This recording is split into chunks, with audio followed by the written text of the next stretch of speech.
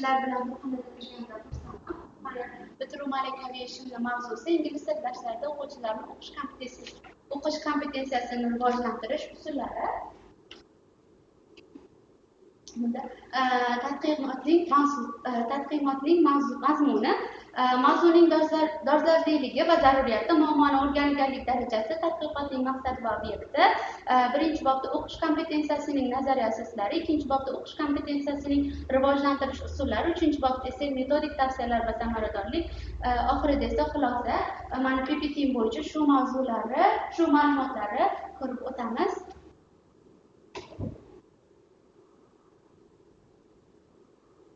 Mavzuning dolzarbligi va zaruriyati.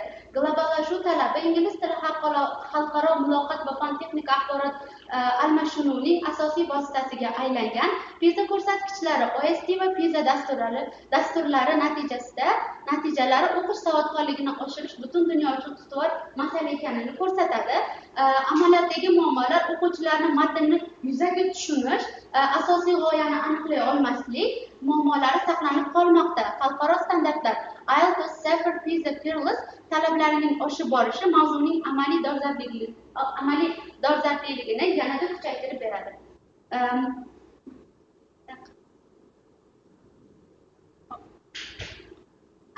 Muammoni o'rganganlik darajasi. O'zbekistonda Jalolov, Galaskova, Tolipov, Ishmuhamedovlar chet tili o'qitishda interfaol va innovatsion pedagogik texnologiyalardan foydalanish masalalarini o'rganilgan. MDH davlatlarida esa Vygotsky, Lentov, Bespalkova va Baninskiy o'qish jarayoni psixologik va kognitiv mexanizmlarni chuqur tahlil qilgan. Jahonda esa Harmer, Nuttall, Noonan, Gilliland, Day va Bamford o'qish ko'nikmalarining turlari, ya'ni skimming, scanning, intensive, extensive reading hamda IELTS, TOEFL xalqaro mezonlarini ishlab chiqqanlar. Taqdimotning maqsadi, obyekti va predmeti.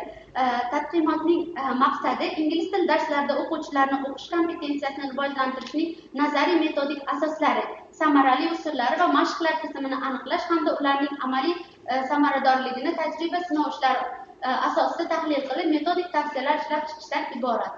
Obyekti esa umumta'lim maktablarda ingliz tili darslarida o'quvchilarning o'qish faoliyatini tashkil etish jarayoni. Predmetda esa o'qish kompetensiyasini rivojlantirishga yo'naltirilgan usul, mashqlar tizimi va metodik tavsiyalar. Birinchi bobda o'qish kompetensiyasi tushunchasi va uning ta'limdagi o'rni. Ta'rif: shaxsning yozma matnlarini tushunish, tahlil qilish, ulardan amaliy faoliyatda foydalanish qobiliyati sifatida talqin qilinadi. Tarkibiy komponentlarga esa texnik o'qish ko'nikmasi, matnni tushunish, analitik va tanqidiy fikrlash, interpretatsiya, ya'ni uni yetkazib berish va axborotni amaliy qo'llash jarayoni o'z ichiga oladi va kommunikativ kompetensiyalar tarkibiga esa tinglab tushunish, gapirish, yozish bilan chambarchas bog'liq bo'lgan nutqiy faoliyatlar turi hisoblanadi. Xalqaro ahamiyati: PISA xalqaro baholash dasturi o'quvchilarning o'qish kompetensiyasini asosiy ko'rsatkichlardan biri sifatida baholadi. Ingliz tili o'qish ko'nikmasining turlari: skimming, scanning, intensive va extensive readinglar. Skimmingda biz matnning umumiy mazmunini tez anglash uchun o'qish, ya'ni sarlavha, kalit so'z va boshlang'ich yakuniy gaplarga e'tibor qaratiladi. Scanningda esa matnda muayyan aniq ma'lumotlar, sana, ism, raqamni izlab topish maqsadida amalga oshirilgan o'qish turi hisoblanadi. Intensive readingda esa matnni batafsil o'rganish, yangi so'zlar, grammatika tuzilmalarini chuqur tahlil qilishga qaratilgan o'qish turi hisoblanadi. Keyingisi esa extensive readingda esa o'z qiziqishiga mos matnlarni erkin o'qish, lug'at boyligi va o'qish tezligini oshirishga xizmat qiladi. Keyingisida o'qish kompetensiyasini rivojlantirishning pedagogik omillari. Bunda ta'lim muhiti, o'quv materiallari, detektiv resurslar va ICT vositalari bilan muhim o'qishga bo'lgan qiziqishni yanada oshiradi. O'qituvchilarning roli: mos matnlarni tanlash, o'quvchilarni faol ishtirokiga jalb qilish va motivatsiya muhiti yaratish o'qituvchining zimmasidadir. O'quv materiallarining sifatlari: matnlar o'quvchilarning yoshiga, bilim darajasi, qiziqishiga mos bo'lishi va bosqichma-bosqich murakkab bo'lishi lozim. o'quvchining motivatsiyasi, ichki qiziqish, mustaqillik va o'z malakasiga ishonch barqaror va uzoq muddatli natija beradigan omillardan biri deb qaraladi. O'qish kompetensiyasini rivojlantirishda zamonaviy metodlar, ya'ni interfaol metodlarga aqliy hujum, cluster, insert, debug, fishbone o'quvchilarning faolligi va mustaqil fikrlashni oshiradi. Collaborative tizim, ya'ni guruhli ishlash jarayonida o'quvchilar bir-biridan o'rganadilar, fikr almashadilar va muammoni hamkorlikda hal qilishadilar. Flipped classroom esa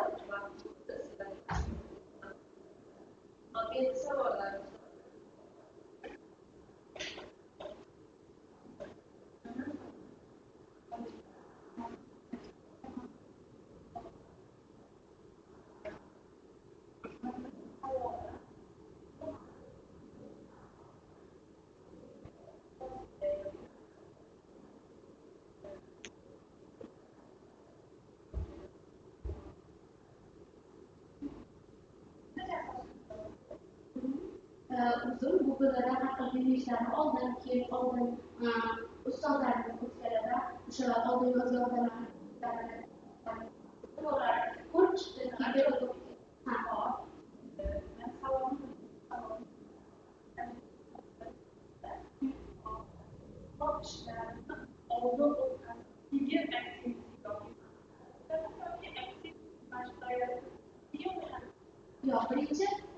birinchi maktabga bordim, menga 9-sinflar berilganda, unda berilganda guruh 2ga bo'linganda, guruhdagi asosan haligi yaxshi o'qiydiganlarni oldingi ustozni olib olishganda, chunki men yangi borganligimga menga pastroq darajali berishdi, keyin men ko'rsatdim.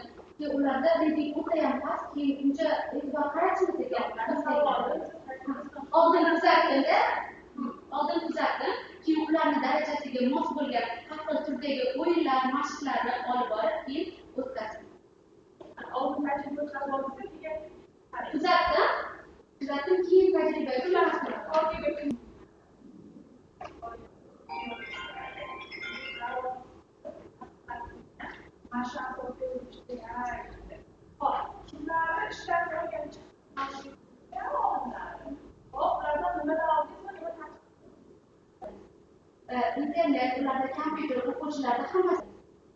Internet ularda kompyuter o'quvchilarda hammasida deyarli mavjud, bizda unchalik ham mavjud emas. Shu sababli ularning metodlarini o'zimizga moslashtirib keladigan holatda qo'llanamiz.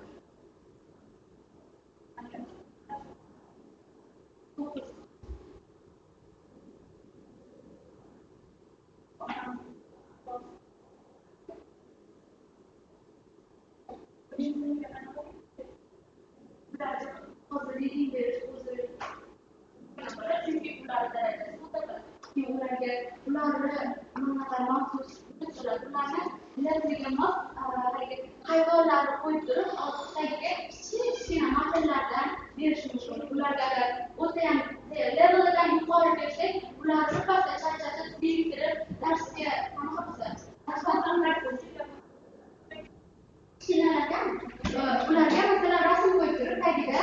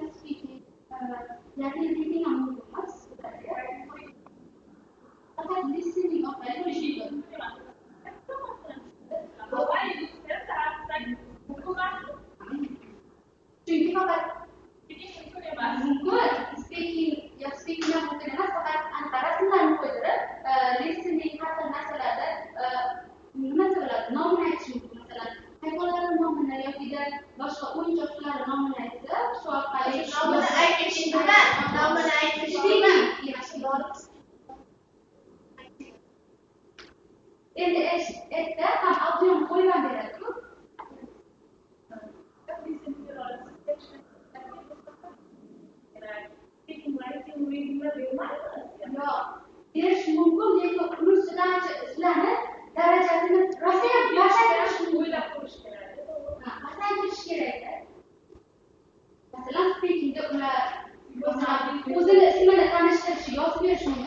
mesela yok. Endi buning uchun siz ancha ishlashingiz kerak. Masalan, men borib bittada ololmayman bulardan.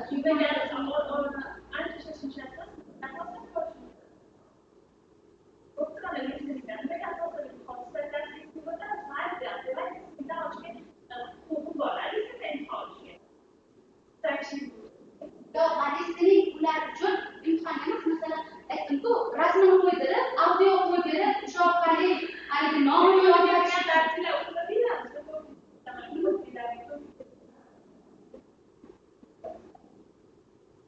birinchi sinflar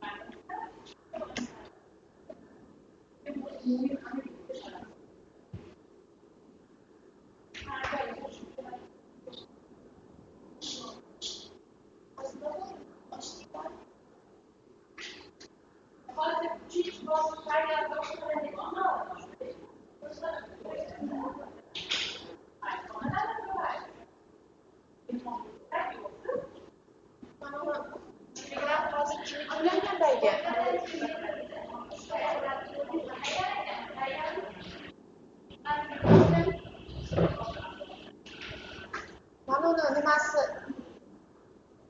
Telegram kimga ulanganmidi? Ma'lum.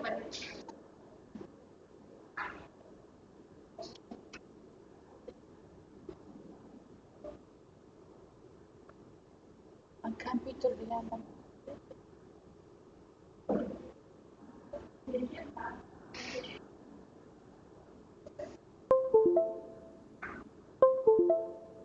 hozirgi qiziq shu.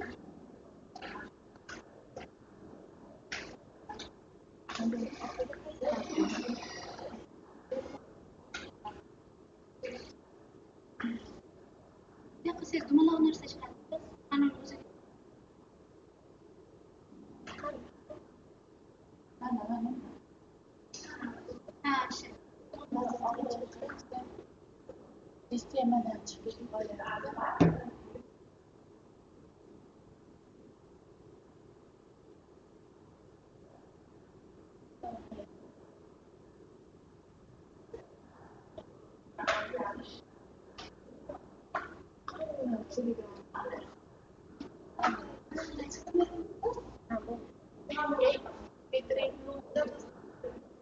Kim sizga?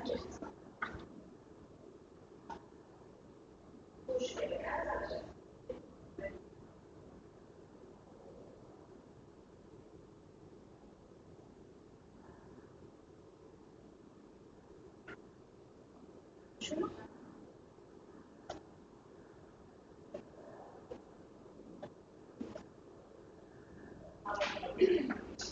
Hani to'g'rirasida bilasizmi turmushni?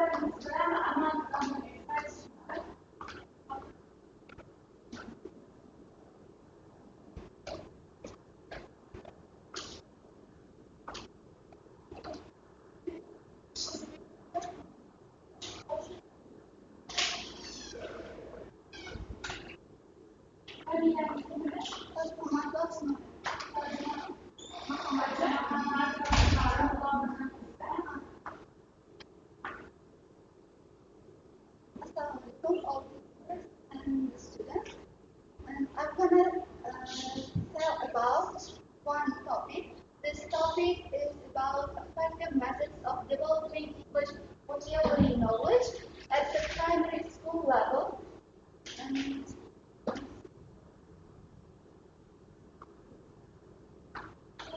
But when it comes to relevance and necessity of the research, English now functions as a global language of science, technology, diplomacy, and intercultural communication. National reforms place foreign language teaching among the top priorities of educational policy. Vocabulary underlies all foreign language skills: listening, speaking, writing, and reading, young learners acquire words most effectively through the interactive, meaningful, and enjoyable activities.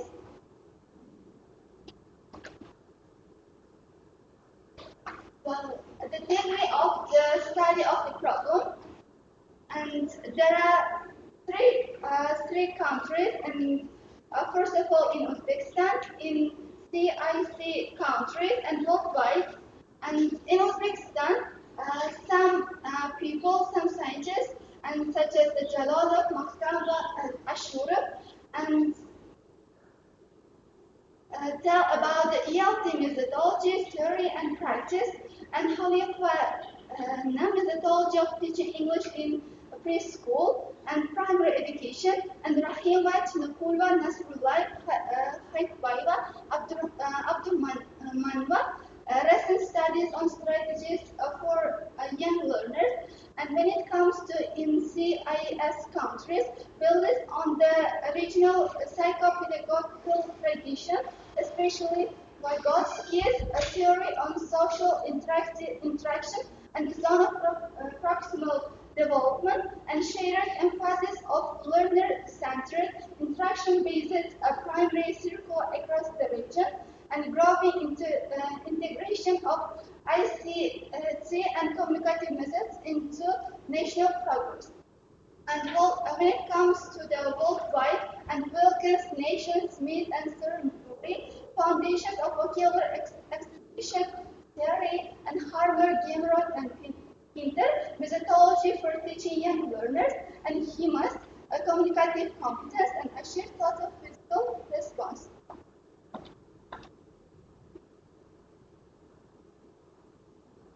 Well, the aim, object, and subject of the research, and the aim of this research is to investigate modern methods of teaching English vocabulary in primary schools, evaluate their effectiveness, and develop methodological recommendations for improving pupils' vocabulary acquisition and language competence, and object the process of teaching English in primary schools. And when it comes to subject, methods, techniques, tools, and pedagogical technologies used for teaching English vocabulary to primary school learners.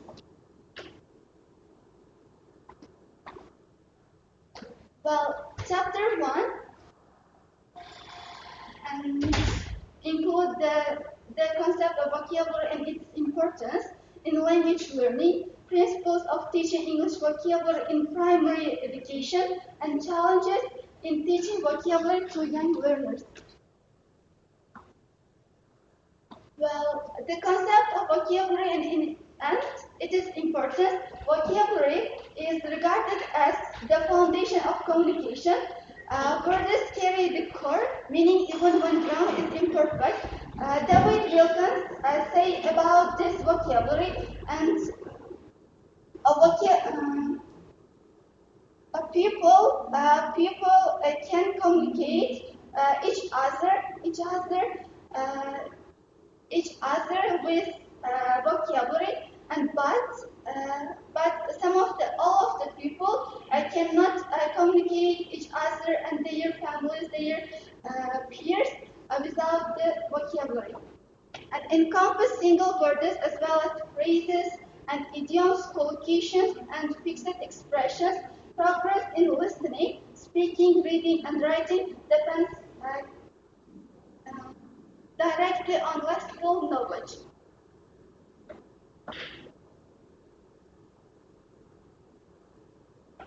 Well, I'll say about the principles of teaching vocabulary in primary education.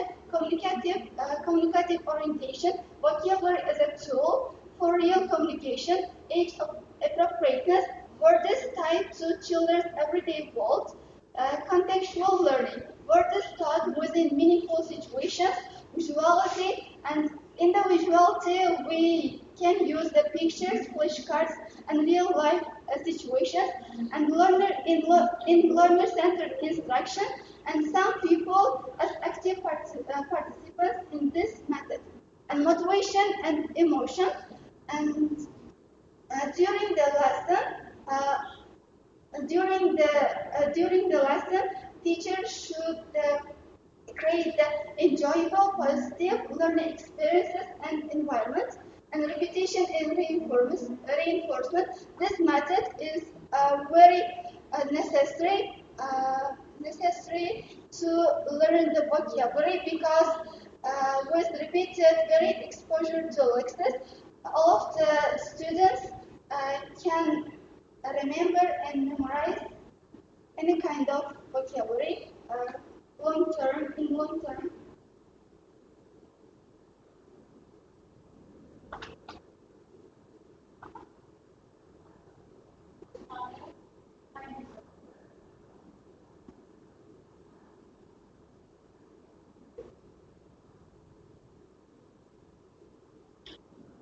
Your object is primary access.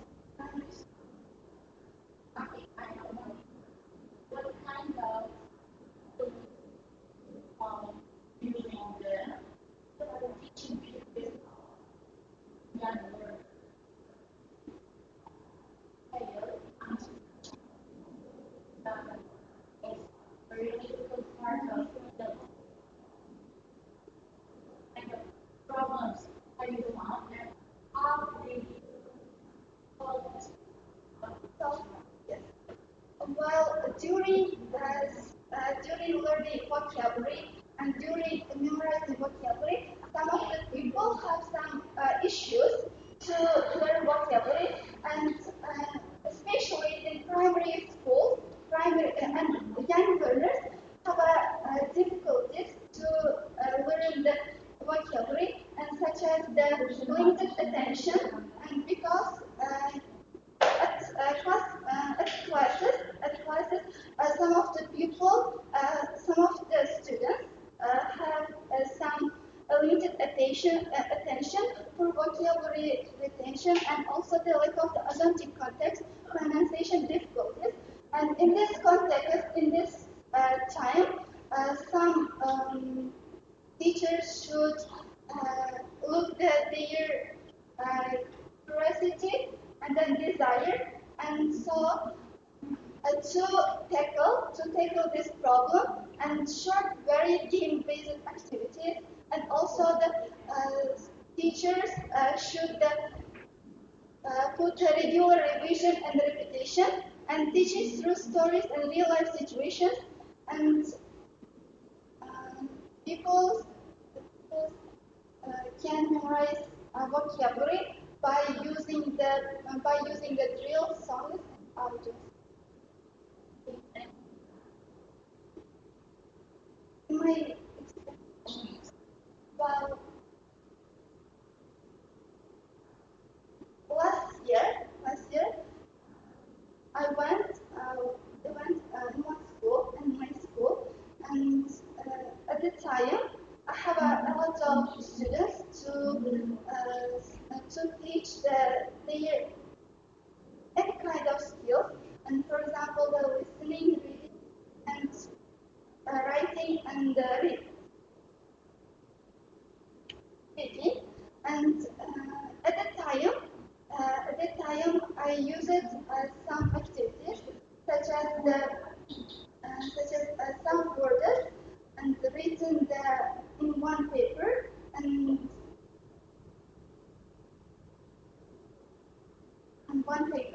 then cloth. And at the time, I called one student, and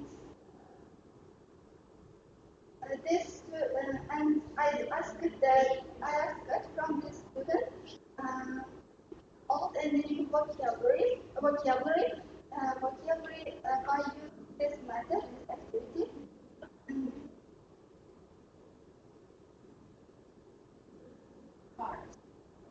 cards and storytelling done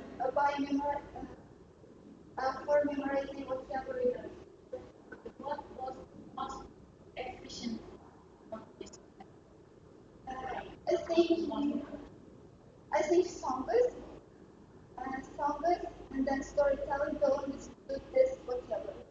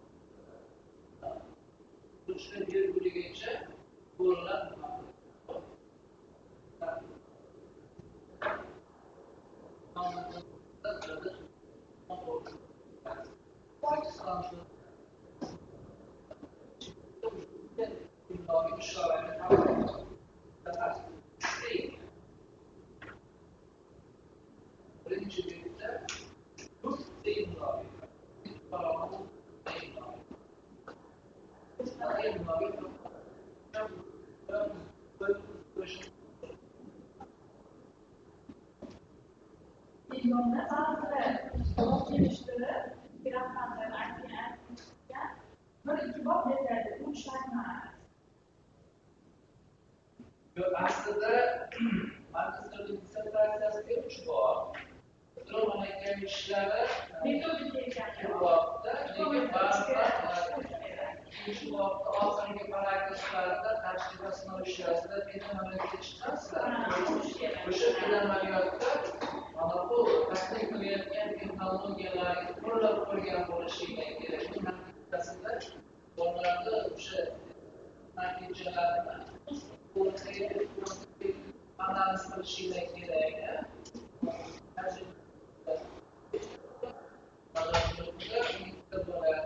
Tajriba guruhida biz ishlab chiqqan demak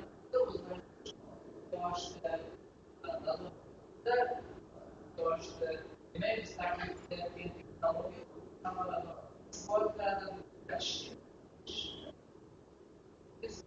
mana birinchi ikkinchi ishlarda ham ko'rdik bu yaramaydi degan ish ona tilini o'zlashtirishga sabab bo'ladi. Haftada 2 kun dars bo'lsa boshlanadi. Qanaqa ish? Time factor degan narsa bor.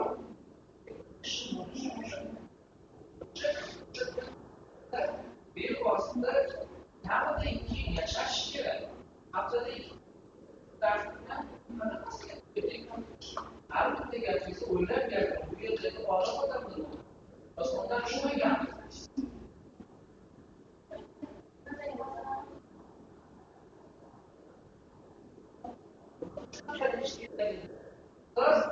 Savolga javob bera olmadingizmi? Ustozga bu savolni diniy faoliyatida inovatga deb gapirish kerak. Keskin gapirmang. Himoyada endi bizni fikrimizcha, bizni o'ylashimizcha gapiringlar, chunki bu oxirida kesib nuqta qo'yib qo'ysangiz, mana shunaqa bo'ladi aytayotgan fikrda boshqa ma'lumot berishda bu teskari fikrni ham bergan bo'lishi. O'zbekiston sharoitida ingliz tili chet til maqomida o'rganiladi. Rus tili bo'lsa ekan, mayli bola bog'chaga borganda buni kifoya qiladi. Chunki bog'cha ba'zi ruscha, atrofda boshqa rus tilida gaplashadigan bolalar bor, boshqa narsa bor. Bu yerda qisman biz qabul qilsak bo'ladi. O'shanda ham olqishmayapsizlar. Mana bu platformani sinab ko'rganimizda qanaqa natija berdi? Mana bu platformani ko'rganimizda qanaqa natija berdi? Aniq javoblar. Bu muammo o'rganilganlik darajasi bu do'stlarning to'xtaydi. Aniq mana bu narsani mana olqish himoyaga mana narsani olqish deyapman. Yana narsani o'rganilganlik darajasi degan narsalar bor. Bu keyingi nomzodimiz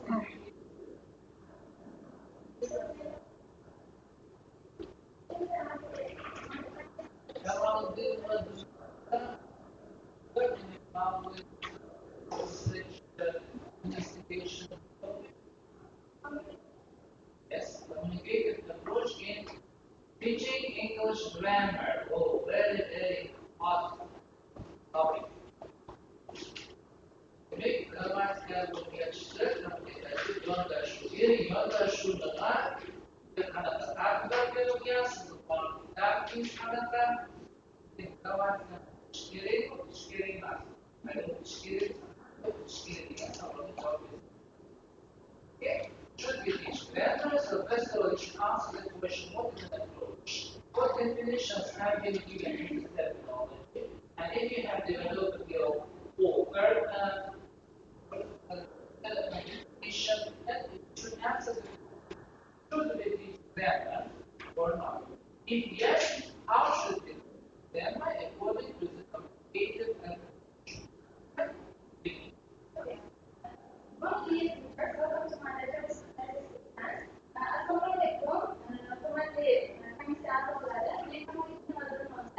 Bugun sizlarga kommunikativ approach in teaching English grammar mavzusida diqqat e'tiboringiz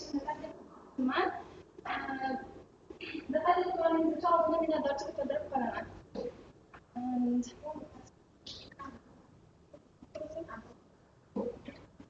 Okay, this is overall my presentation made related to my graduation qualification work, and this is overview. It includes the levels of my topic, aim of the research objectives, the objective of the research, the subject of the research, and the chapters, what is written in chapters, main findings and conclusion. Let me explain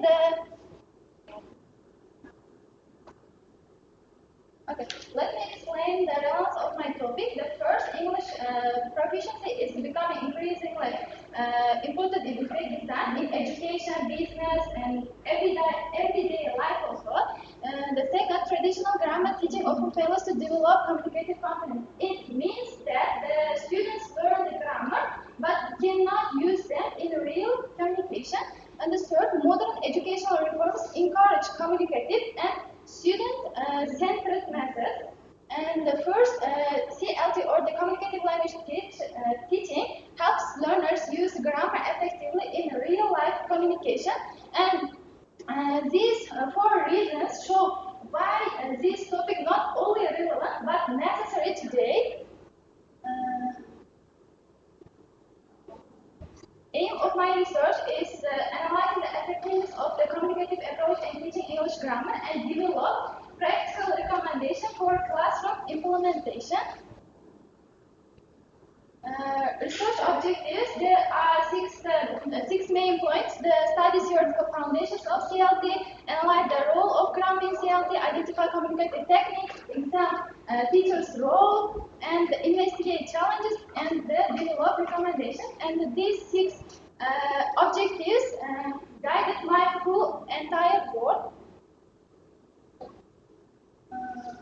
And this is the object and the subject of my research. Object of my research is the process of teaching English grammar in educational institution, and the subject of the research is the use of communicative approach and its methods in teaching English grammar. In one word, the object is the general teaching process, and the subject is how CLT methods are used in that process.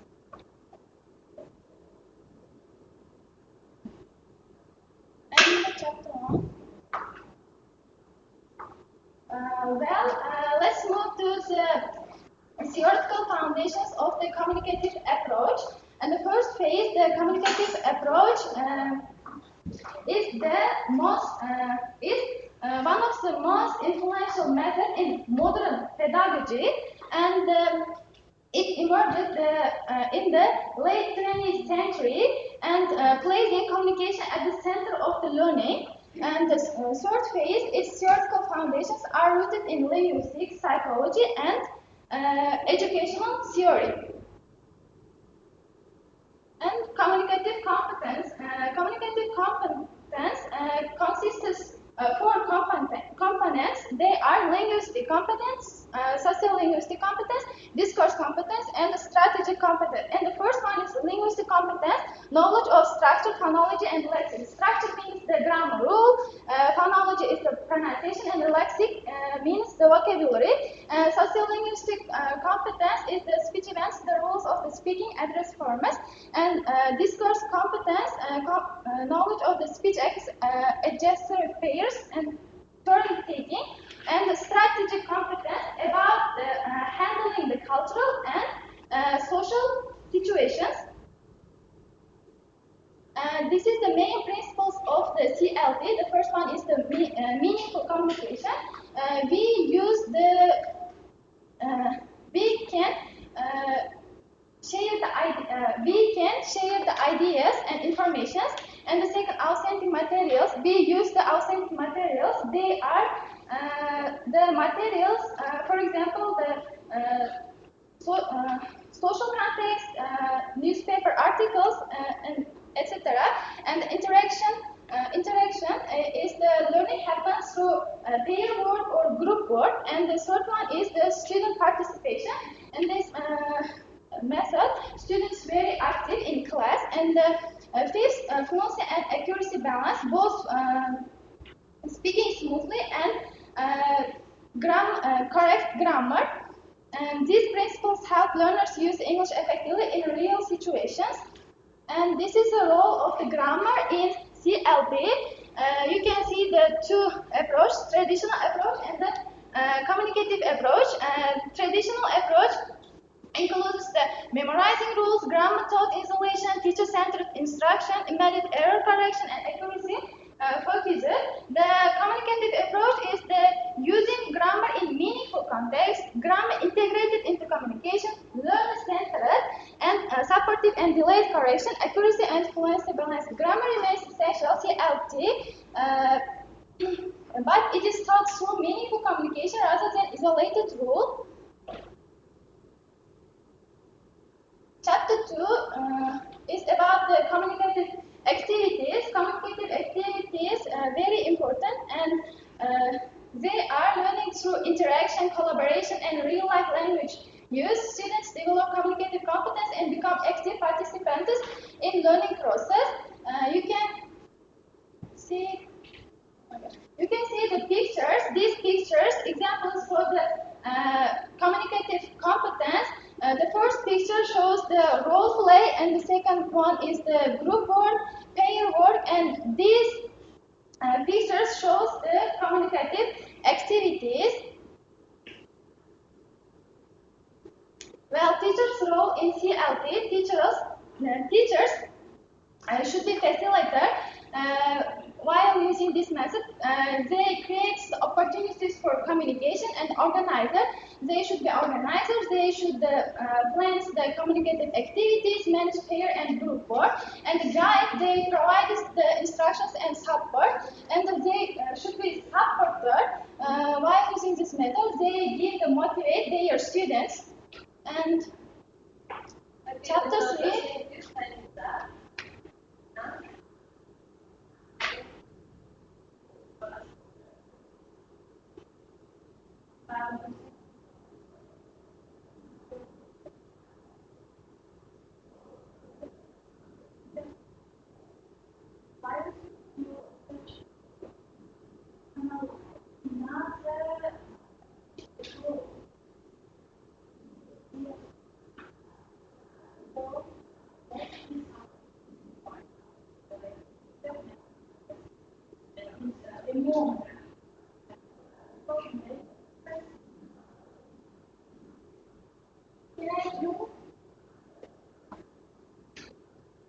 I see.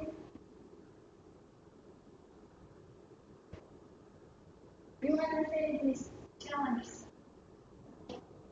Okay, we have some challenges while using the CLT. They are the large classes, limited resources, or mixed ability learners, and exam-oriented teaching. They are the most challenges while using this method, and I found some solutions for solve this, and they are the interactive activities. If our class is very large and we should use the interactive activities, what is interactive activities? Maybe we use the authentic materials while teaching the students, or if we also use the pair and group work activities. Okay, can you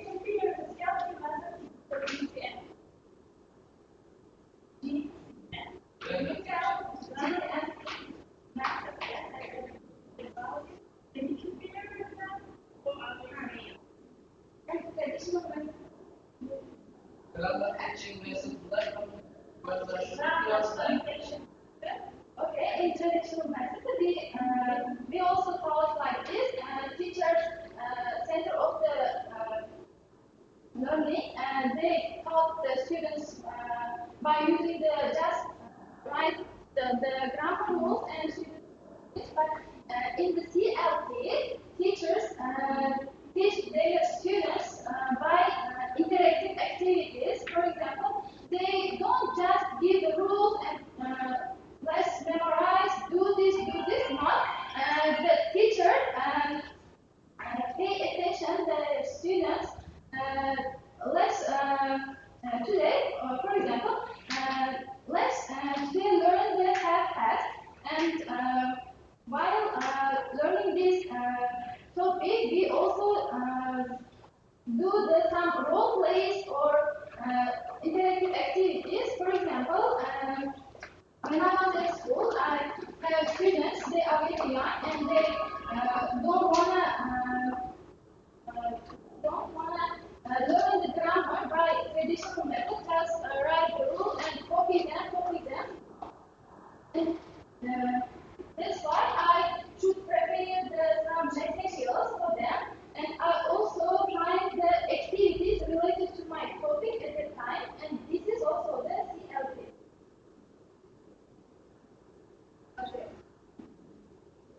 Software is also get one. Using the so that I mean about the various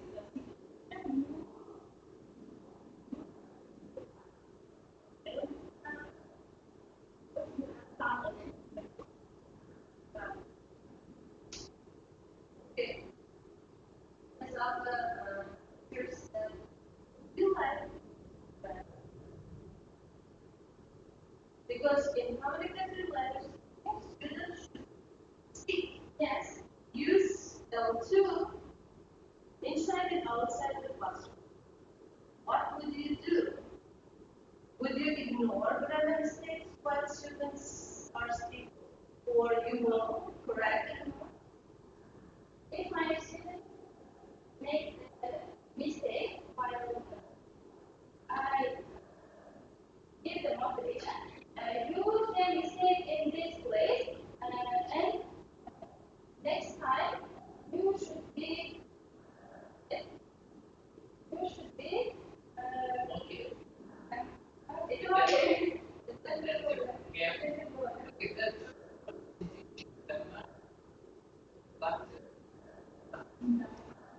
So, according to the communicative approach, which one is more active? Maybe compare. You say the deductive and inductive. I think the deductive is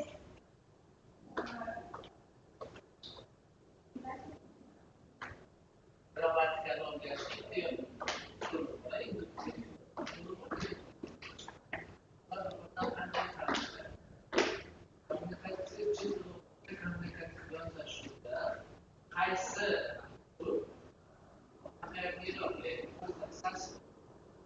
Which one is considered?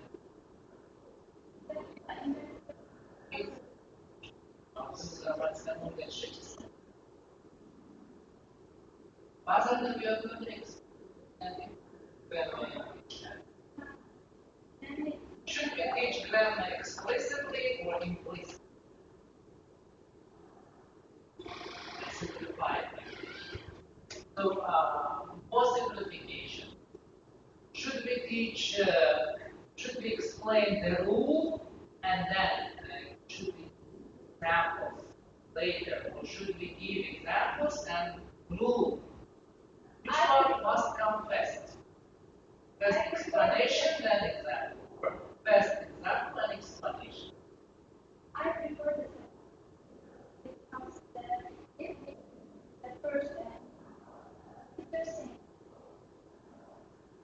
what is said and they think and they more attentive my lesson. If I just say the today we will learn this topic and I wrote the book.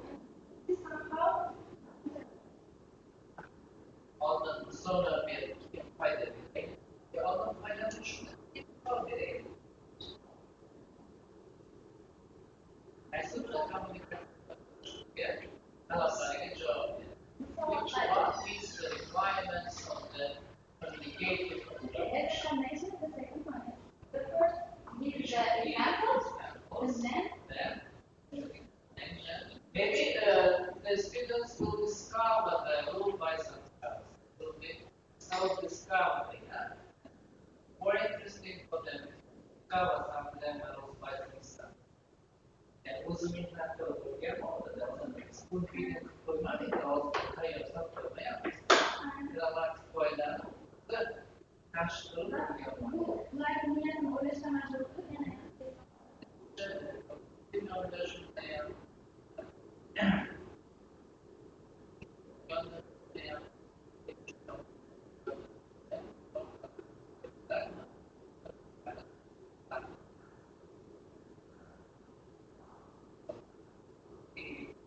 naturally model naturally happening one thing that research object that basic data can have works. That will iş ortada objective variances acaba şuna bak. İşte paragraf, işte maksat işte paragraf, işte maksat.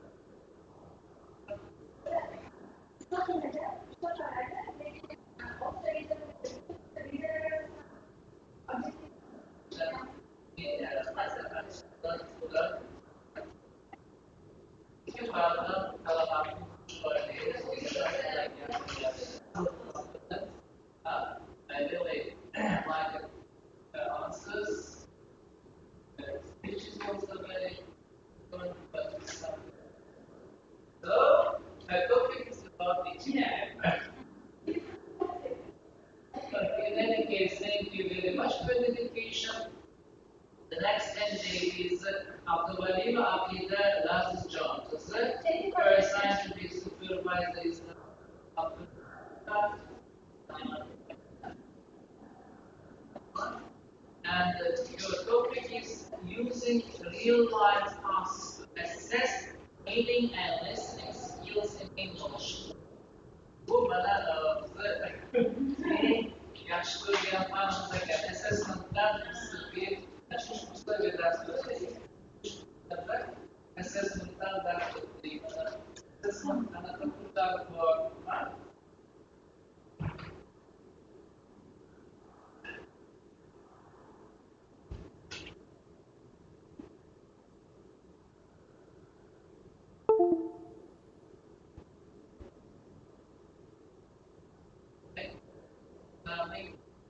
Düşünür ve gelmiş ve bulmuş ve düşünür. Gelesen disiplin ve inançmış kompetansiyalarını paylaştı.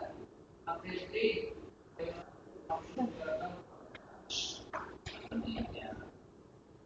reading and listening. How should test reading and listening? How should letters in English by using real life tasks? Real life tasks again that's reading the assessment.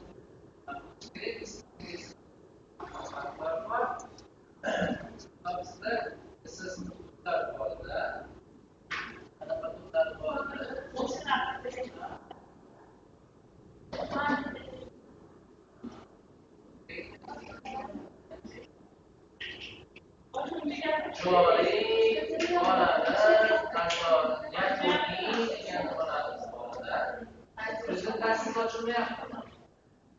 Yo, Telegram'ın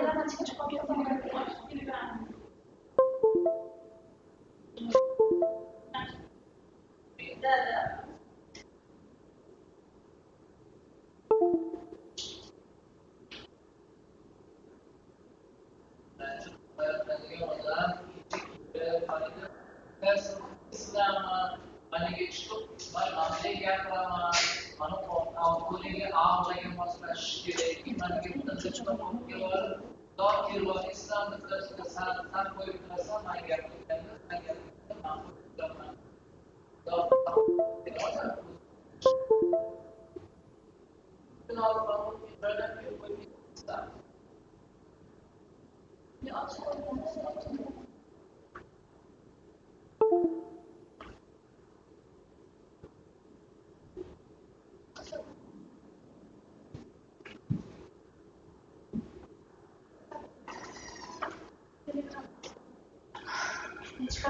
Gel bu.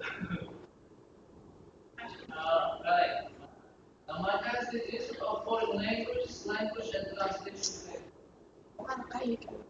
My next page of foreign language is named after someone. Imamo Ibarra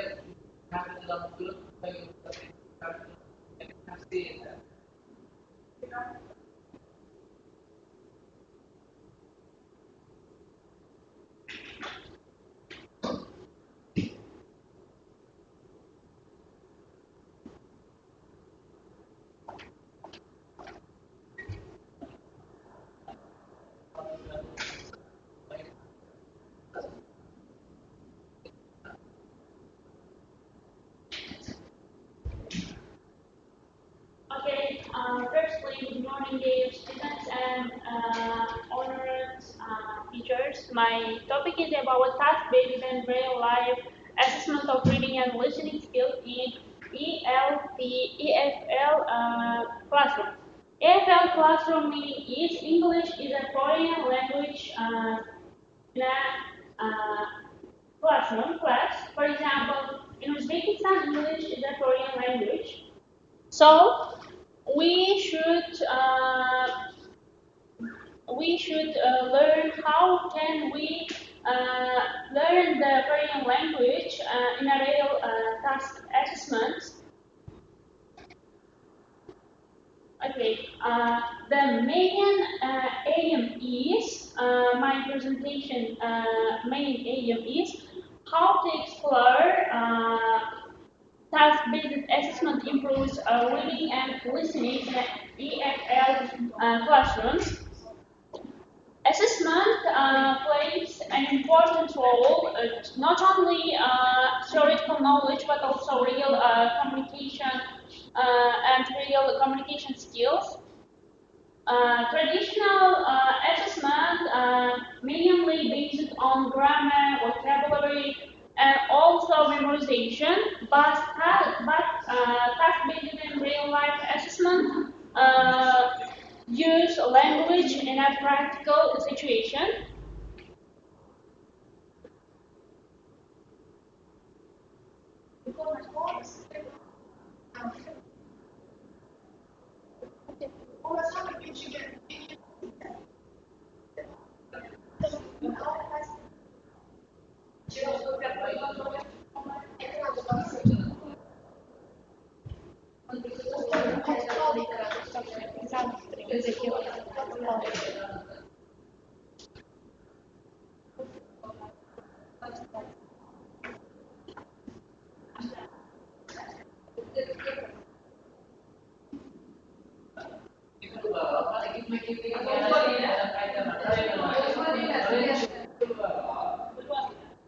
In anak saya, dimulai jen, anak saya kan nabi, dari jen sudah nama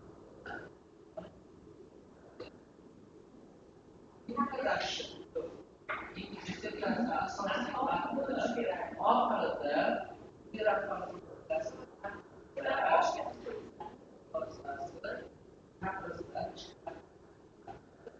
in unplugged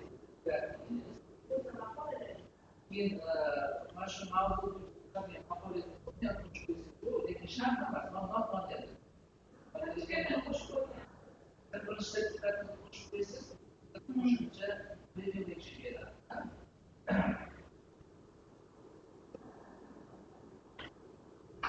Okay.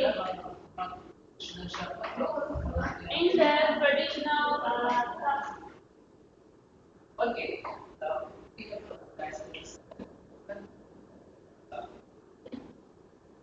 In the traditional assessment, students are mainly based on to learn grammar, vocabulary, and memorization. But practical assessment, we use sometimes the practical real tasks in the using of real life.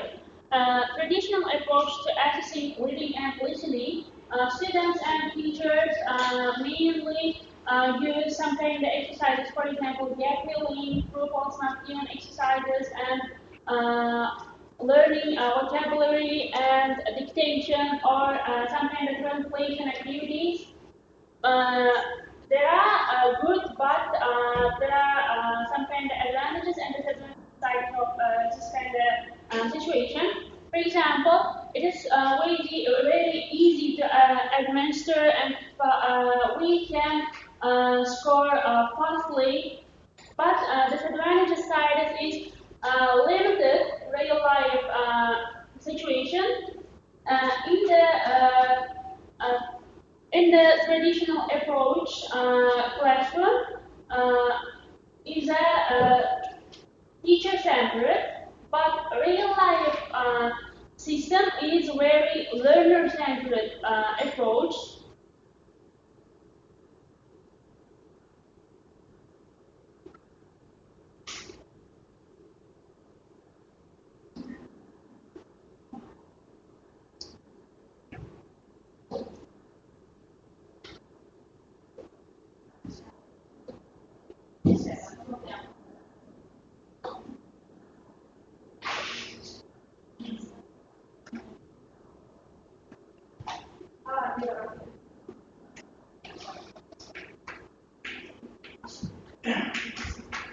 Okay, we have a question.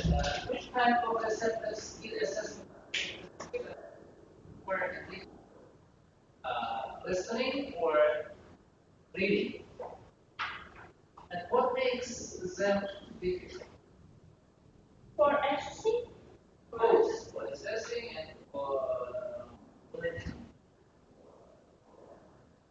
Say.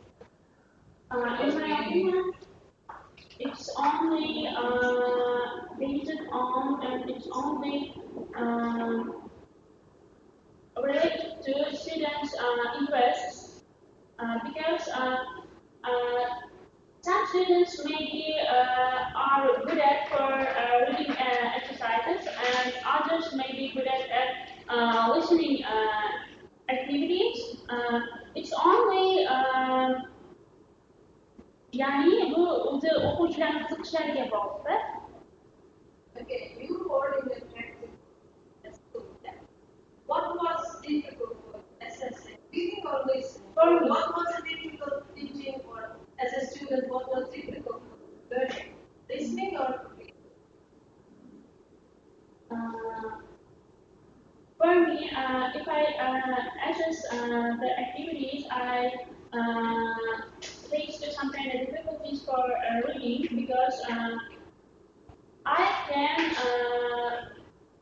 listen some real life tasks and real life situation communication by my ears, but sometimes I cannot understand and I cannot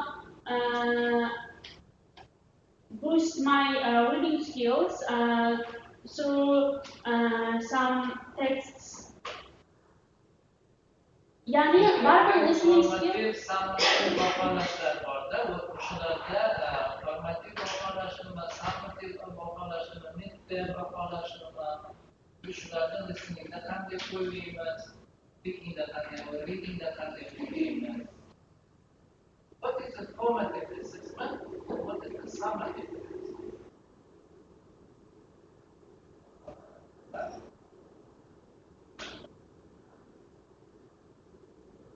Formative.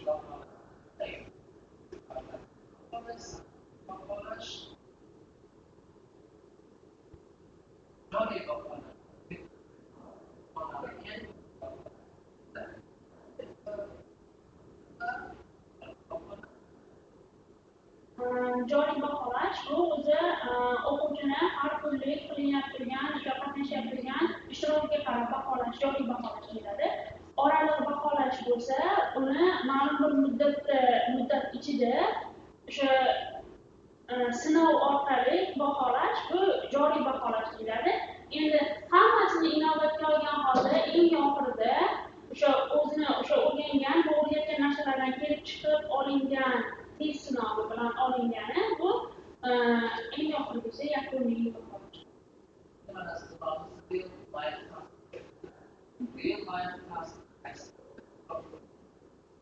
Real life shu uchalasidanmi? Summativda. Real life task deganda nima? Mana real life task deganda agar biz listening bilan readingga real life taskga qo'llamoqchi bo'lsak, o'quvchini xuddi traditional assessmentda foydalanayotgan gap filling, turpotan temirlardan olib qo'yib turib, ularni oddiy har kunlik ishlar, masalan, restoran menyularini o'qish orqali ham u o'zini reading comprehensionini oshirishi mumkin. Chunki bu undan ko'ra turpotan temirdan ko'ra qiziqarliroq bo'ladi. Har xil harflarni o'qish, har kunlik har xil aktivitelarni qo'llash orqali ham u teacher-centered bo'lgan traditional assessmentdan ko'ra unga qiziqarliroq tuyuladi.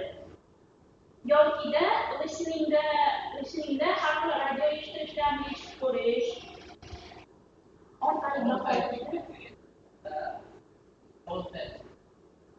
using authentic materials and assessing reading and listening skills in class. Okay, any questions?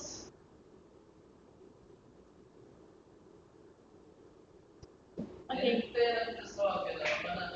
Joriy nazorat dedik, bizda qilmoq kerakmi? Formativ bizda qilmoq kerak. Summativ dedik, ayni terminlarni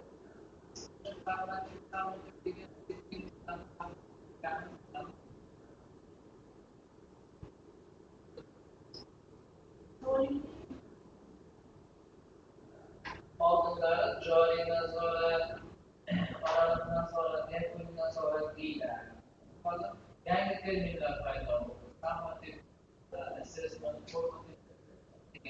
yangicha terminlar nimani o'zgartiradi?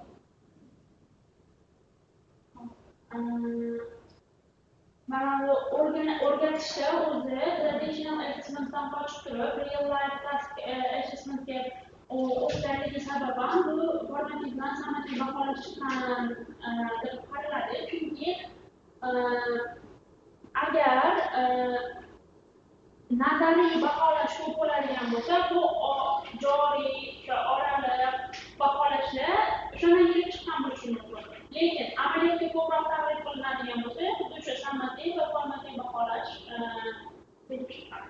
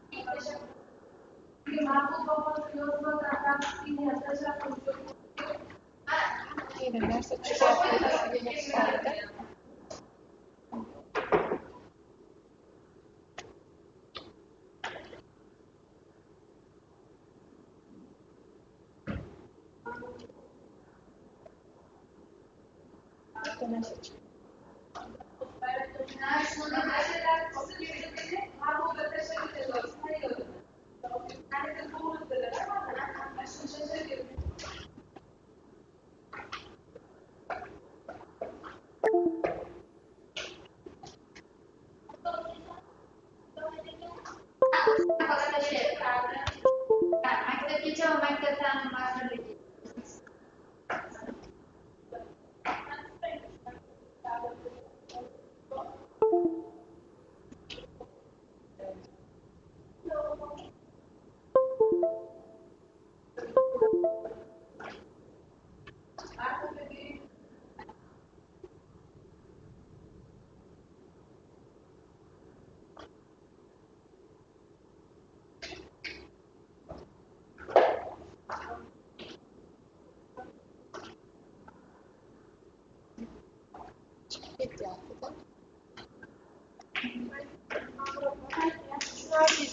Maktabga nimalar chiqmay qoldi-ya?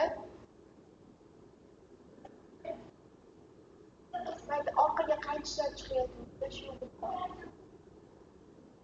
boshqa narsada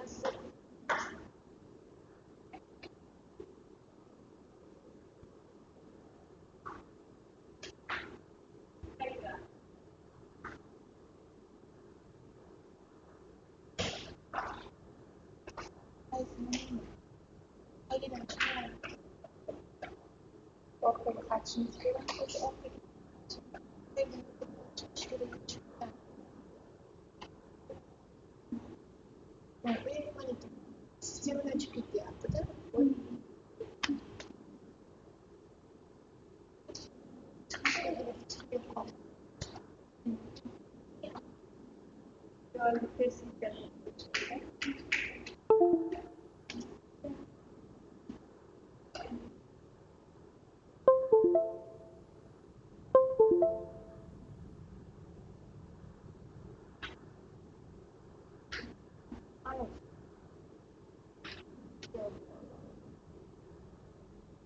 Назад.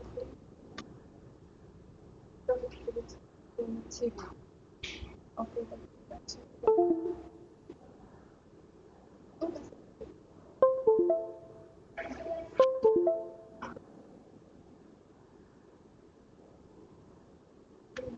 Kompyuterda buni qo'yilayotgan narsa qayda?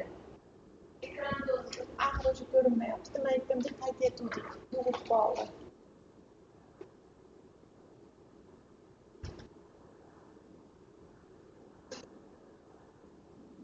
Aquele essencial de tudo gente procurar.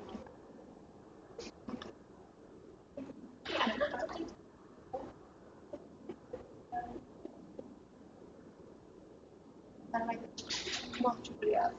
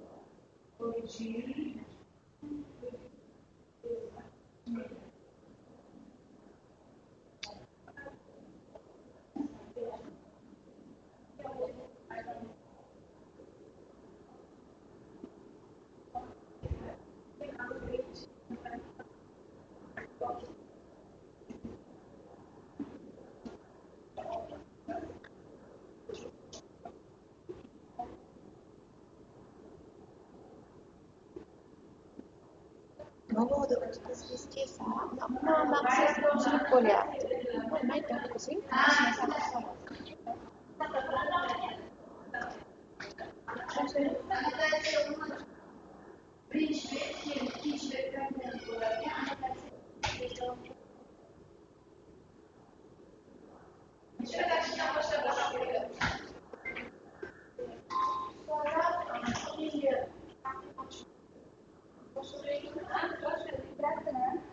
Teachers. Now I'm going to present my research. It's about on the role of item analysis in determining the quality of language tests. Okay. And also this is content. I divided my research in 3 chapters. You can see. And in introduction, I'm going to explain why we need item analysis. In order to improve our global education, we need to improve item analysis because it requires sophisticated methods in evaluating linguistic competence in education. Item analysis addresses the granular level of test construction where overall validity is determined, and also high quality testing is the backbone of educational accountability. It means that our tests, our education system is improved by improving item analysis. And also, what is its purpose and objectives?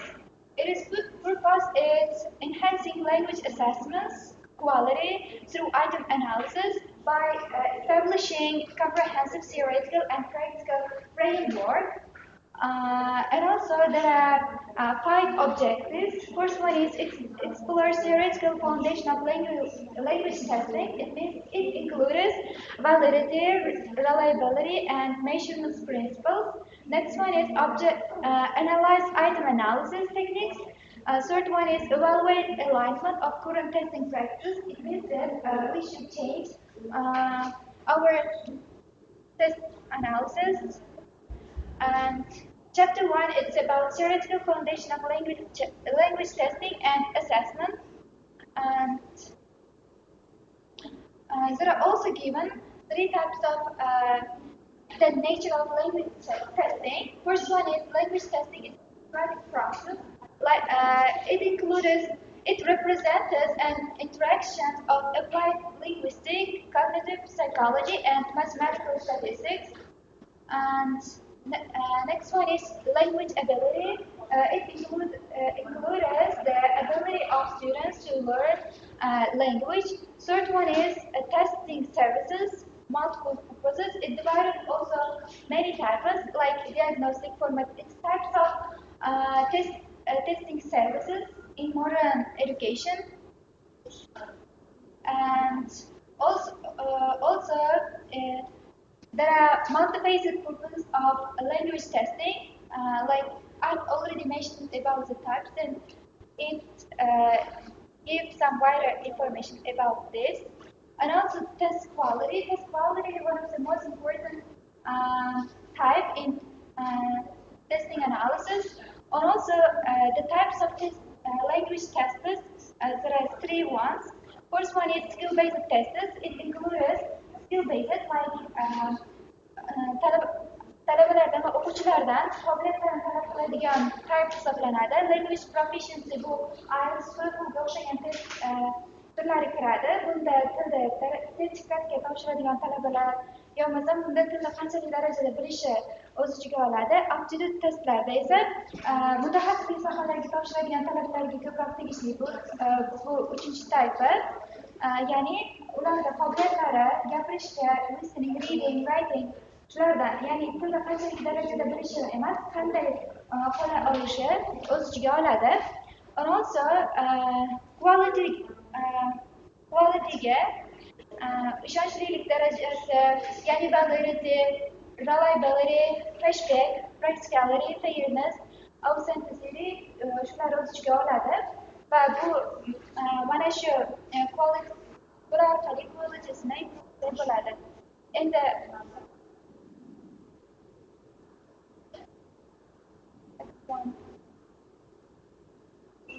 key conclusions. The next chapter is about the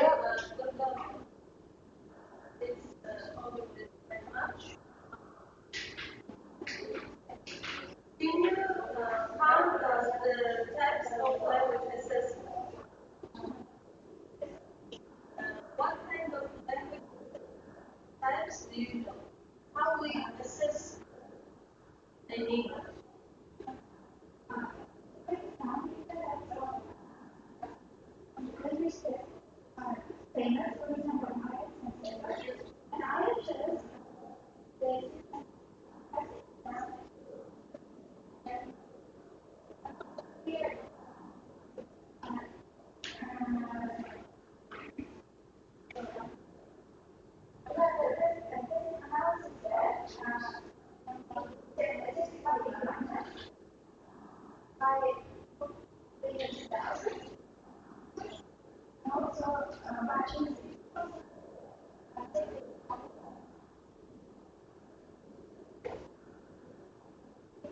For example, in a session, from previous presentation, teacher asked the question, what is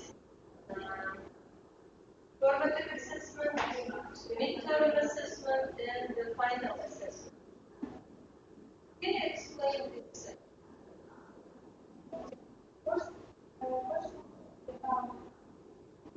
Formative assessment, what is this?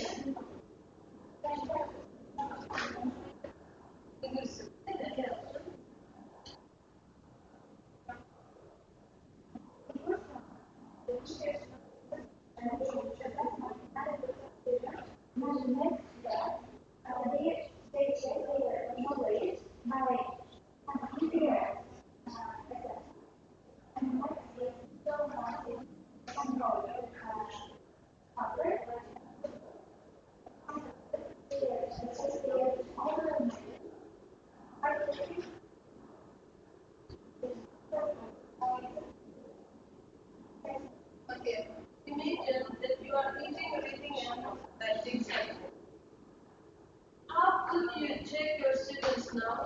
Final. Could you choose any internet test or could you prepare your own? Firstly, I tried to utilize another measure, but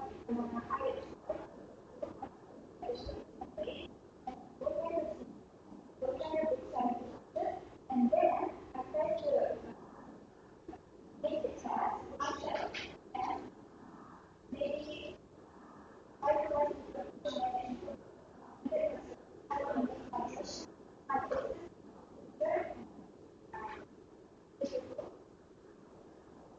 Depending on your students' knowledge. Okay. Teachers, do you have any questions? I have a question. I think it is enough. Okay. Thank you. Topikus konuşuyorum ama nasıl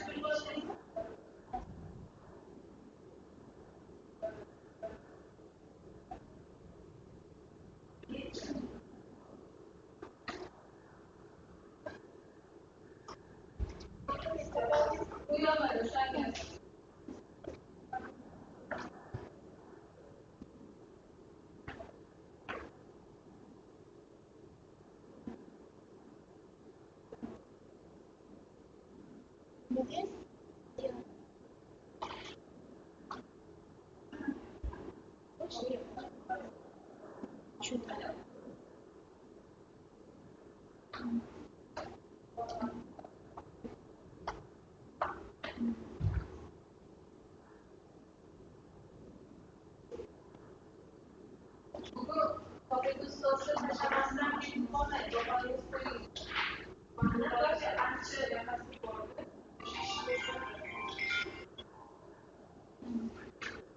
Bizim Irak'ta da böyle çok.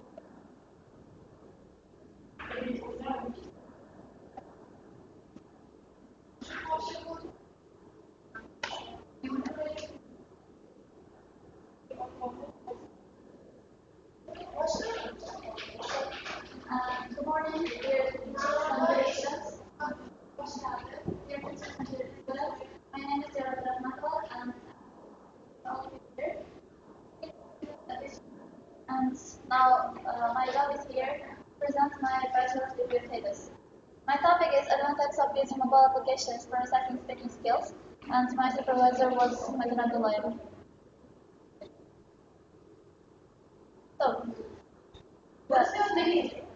Yara Rahmatullah. Where is your work? Where are you explaining? Yeah.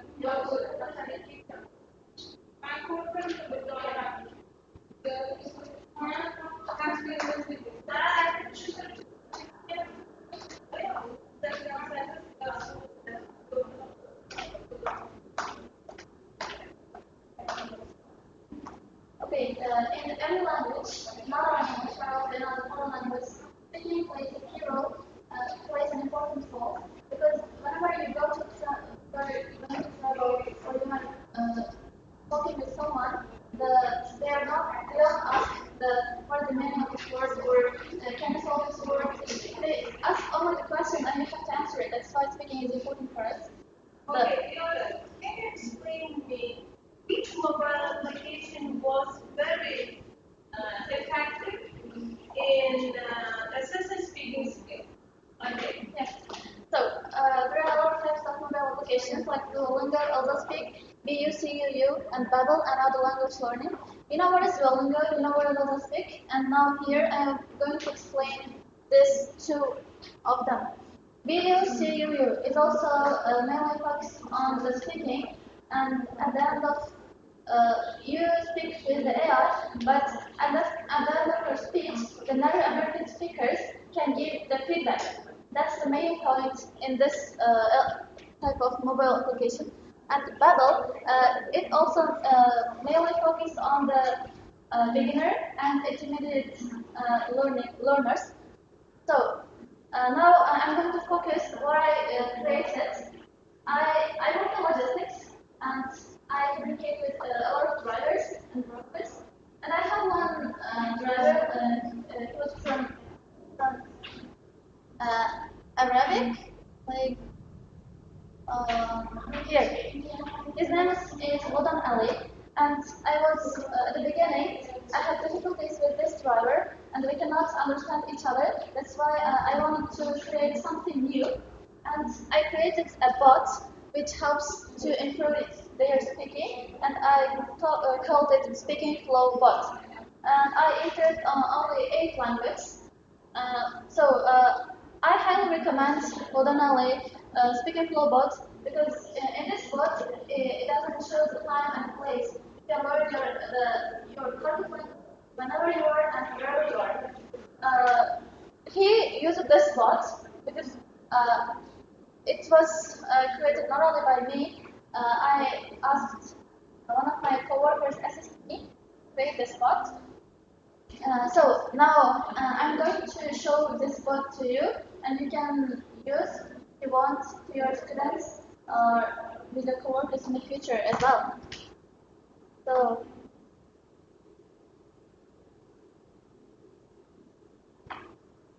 okay.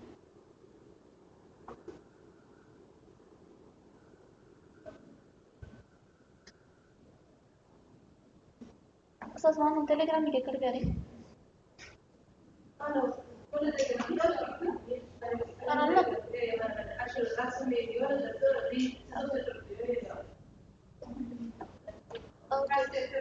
Ya buldu bana kız. Üstüge basa kırmayın mı?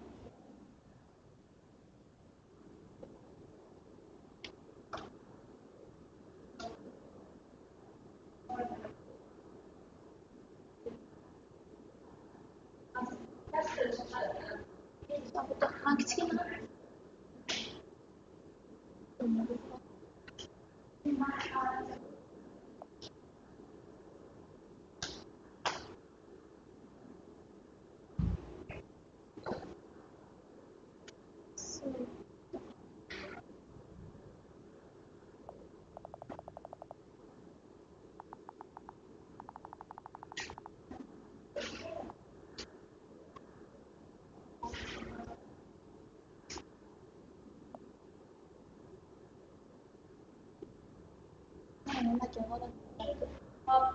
Okay, can I show my phone? Okay. What is the next?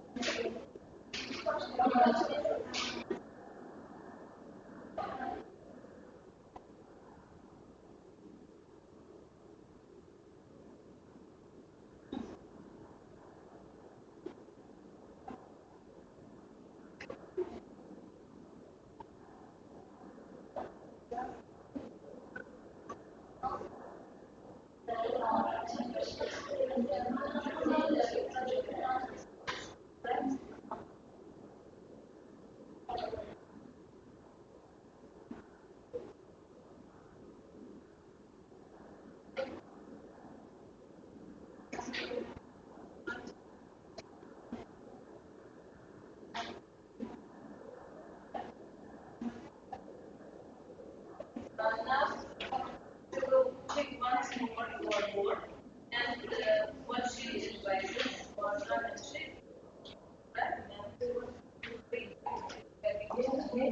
So, if you have any questions, you're welcome to ask. No, no questions, everything is well done.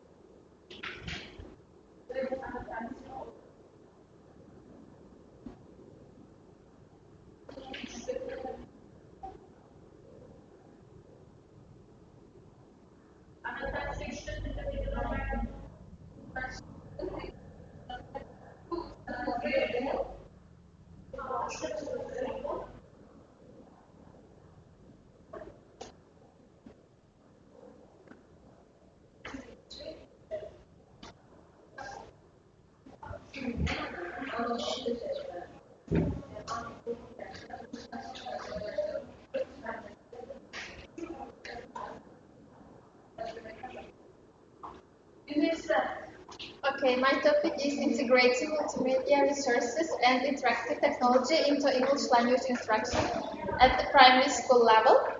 And the aim of my work is to investigate effectiveness of multimedia resources and also interactive technologies at primary school learners. They are mostly the in school children actually, and also the Okay, then first explain us who are the primary learners. What age are they? What grades are they? Okay. Primary learners are the class from 5 to 7. The most part of this class are primary level students. And in my work, I used to be experienced at primary level students. And my chapter 1 includes only the theoretical foundations of it. And the second chapter includes the practical implementation of primary students. Okay, let's go to the second chapter. Yeah. What kind of multimedia or like digital? Okay. Doing your research. Okay. Uh-huh.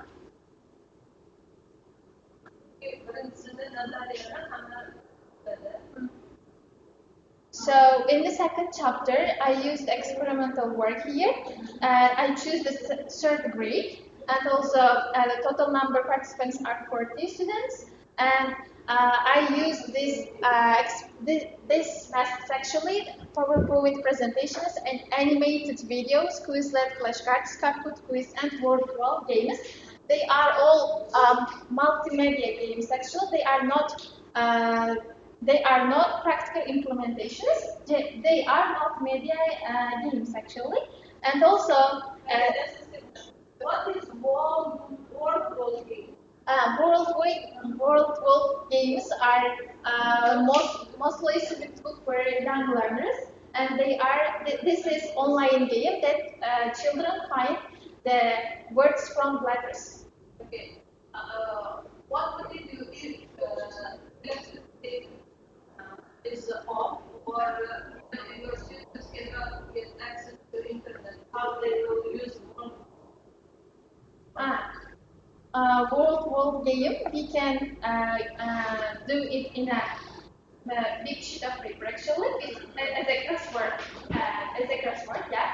And with this, we can do this. I mentioned it in the last part, like advantages and disadvantages of. Okay, go through this part, please.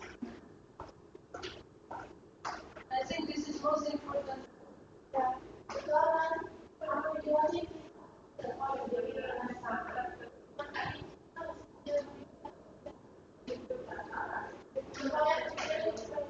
Here, the advantages and disadvantages of using multimedia tools. The first one is, of course, technical problems. If we face the technical problems, we should absolutely have a second option.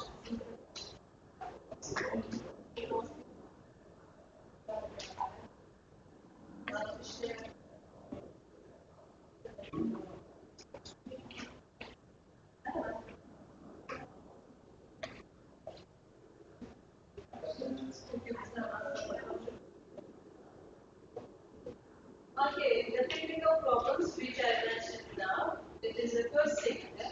Okay, should teachers rely on heavily using multimedia? Heavily?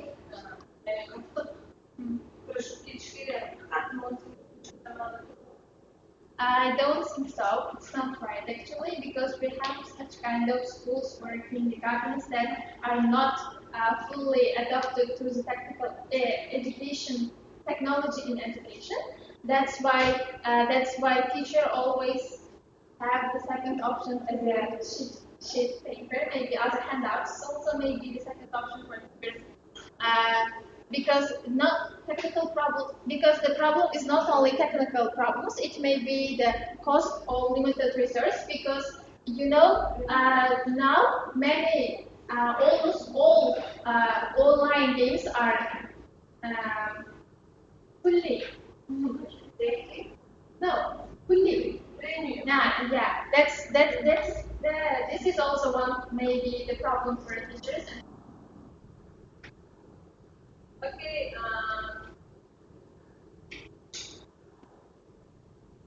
I think everything is clear.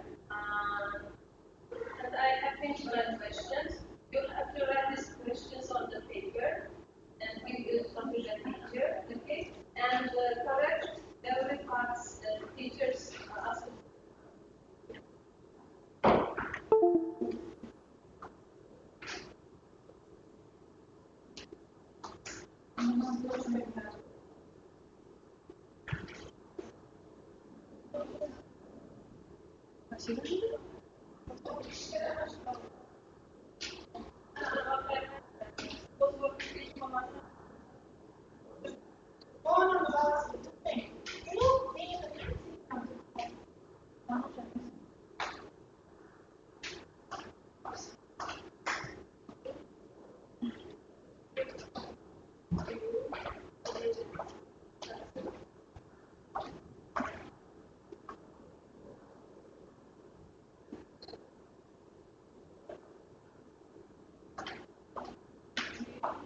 İlkleri anlattığında başlangıçta babası bağların gitme. Kompon günde sabah sen hazırladın. Daha sonra yapalım. Sosyal şu bak. Anlatacak bir şey.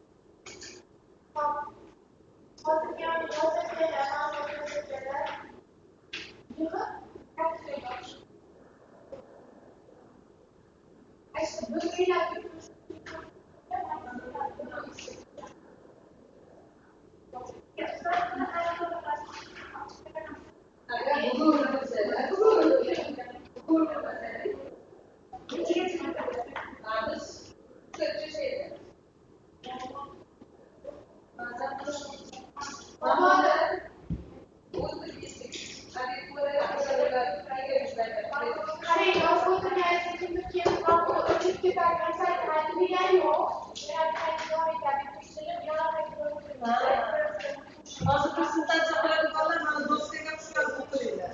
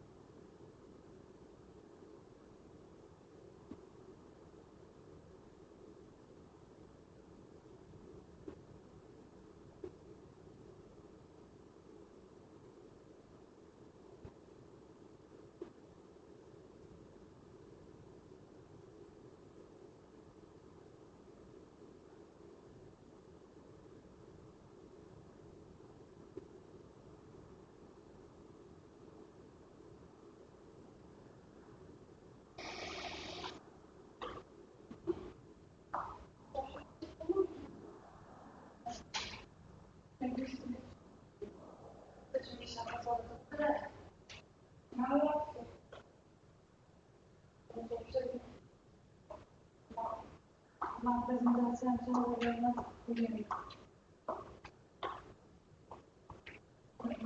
Oraya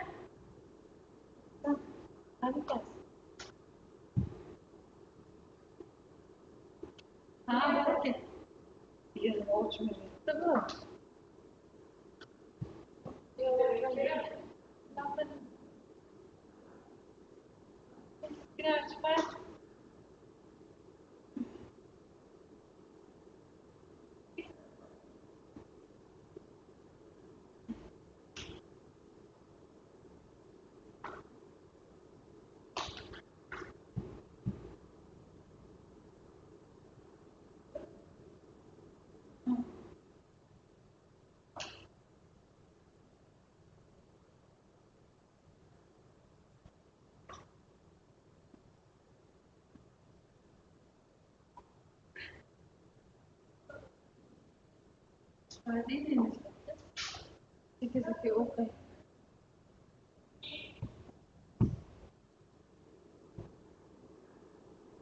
Money, but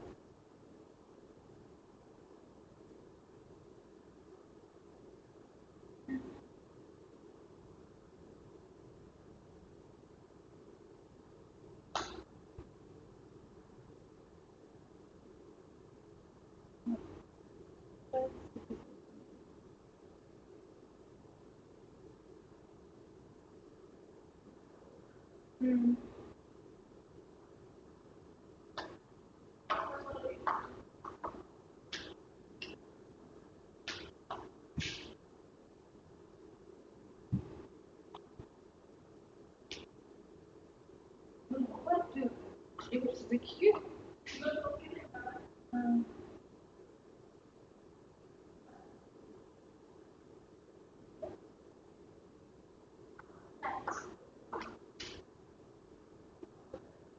Mana? Masuk natural sebenarnya nih. Yang next stop.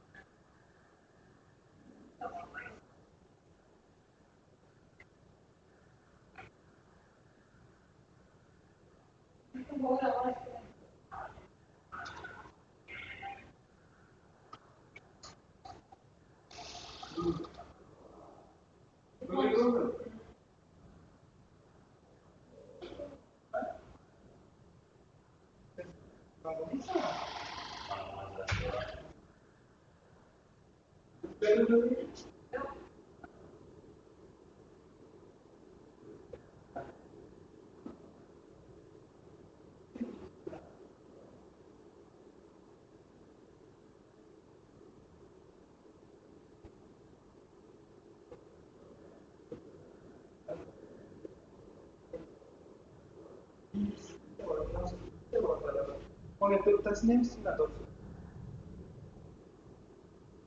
Yani onu yani onları mı?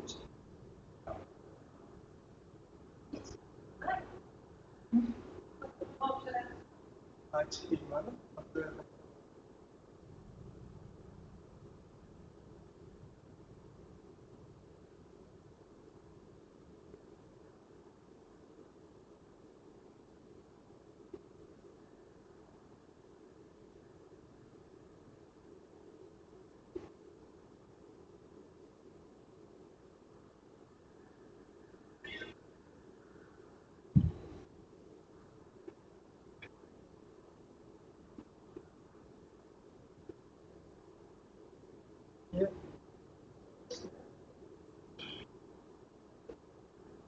Translate yapabilir abi?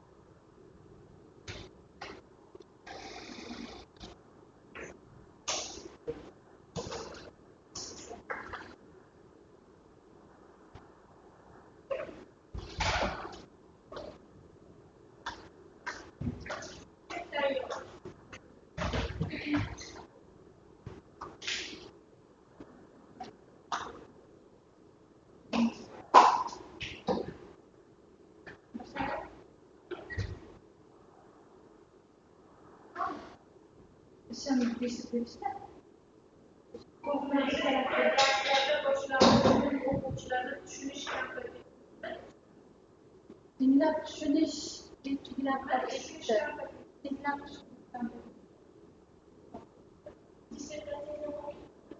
yo'q, unaqa emas. Avvalambor assalomu alaykum. Meni Ergashev Shahzoda, tabiiy 122 talabasiman.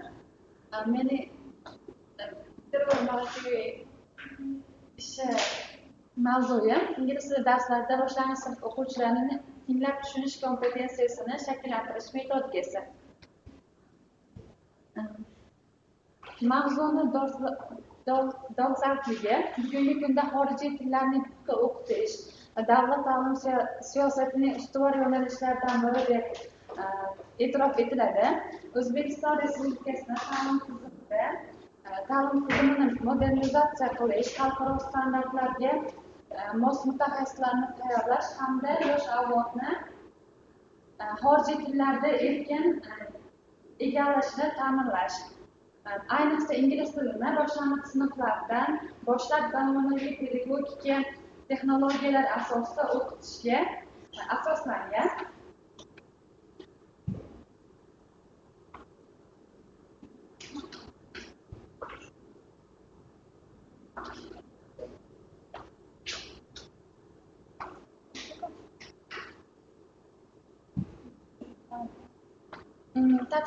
Tadqiqotning maqsadi shundan iboratki, tinglab tushunish va o'qib tushunish ko'nikmalarini o'zaro integrallashgan holda rivojlantirish imkoniyatlarini tahlil qiladi. Shuningdek, o'quvchilarni yoshlar psixologik xususiyatlarga mos ravishda vizual vositalar, qisqa audio materiallar, TPR ya'ni Total Physical Response texnologiyalari, storytelling mashqlar asosida metodik tizim yaratiladi. Ishlab chiqilgan metodikaning amaliy samaradorligi tajriba sinov ishlarini tashkil etildi hamda olingan natijalar statistik va pedagogik jihatdan tahlil qilindi. Tadqiqotning vazifalari: birinchidan, boshlang'ich sinf o'quvchilari tushunish kompetensiyasini shakllantirishga oid pedagogik, psixologik va metodik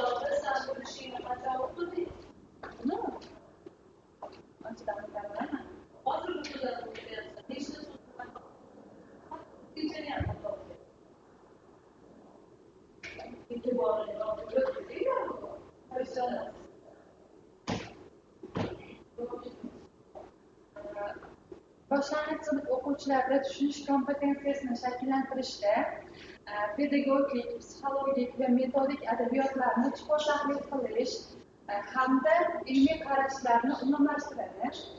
Ikkinchisi esa boshlang'ich sinf o'quvchilarida yosh va psixologik rivojlanish xususiyatlari asosan tinglab tushunish hamda o'qib tushunishga qaratiladi. Uchinchisi esa ingliz tili darslarida foydalanish uchun vizual vositalar, TPR ya'ni Total Physical Response, storytelling, rasmli matnlar, interaktiv va o'yinli mashqlardan foydalanamiz. To'rtinchidan, ishlab chiqarilgan metodik tajriba sinov jarayonida amaliyotga tatbiq etilib, o'quvchilarning tushunish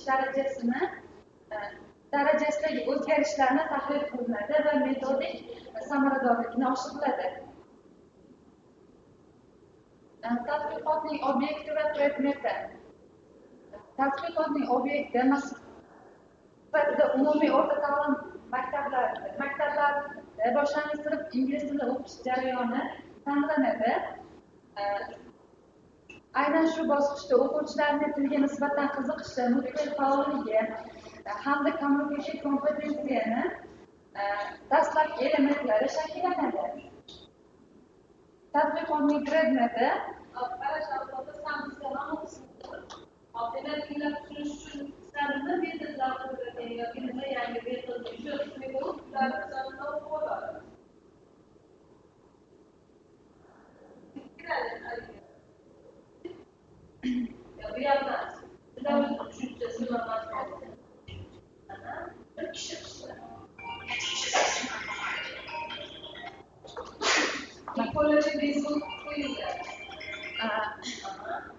Total Physical Response metodidan foydalanadi. Bu metod amerikalik olim James Asher tomonidan ishlab chiqilgan bo'lib, u boshlang'ich sinf o'quvchilarida asosan harakat orqali harakat orqali bilimni tezroq o'zlashtiradilar. Bu metodda ingliz tilida turli ko'rsatmalar beriladi o'quvchilarga. Ya'ni masalan stand up, open your book yoki touch your nose, close the door degan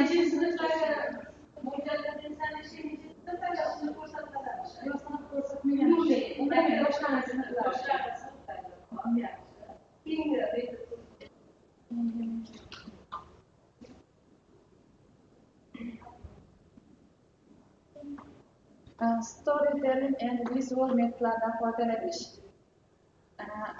Storytelling metodi boshlang'ich sinf o'quvchilarini tinglab va o'qib tushunish kompetensiyasini rivojlantirishda samarali metodlardan biri hisoblanadi. Mazkur metodda qisqa, sodda va mazmunli hikoyalar orqali yangi leksik birliklar hamda grammatik konstruksiyalar tabiiy kontekstda o'rganiladi. Misol uchun hikoya, rasmlar, multfilm qahramonlari, predmetlar va turli didaktik vositalar bilan o'quvchilarni qiziqishini orttiradi. Ya'ni o'quvchi voqealar ketma-ketligini kuzatadi, qahramonni harakatini tahlil qiladi va matnni mazmunini osonroq tushunib yetadi.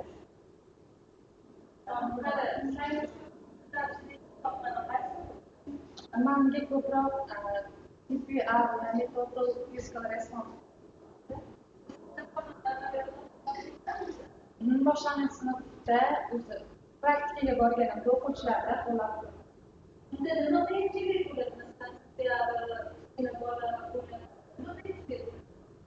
o'quvchilarda bu metodni qo'llaganimda unchalik qiyinchilik sezmadim, chunki o'quvchilar ko'proq harakatga bog'liq bo'lganligi uchun darsga yana ham qiziqishdi.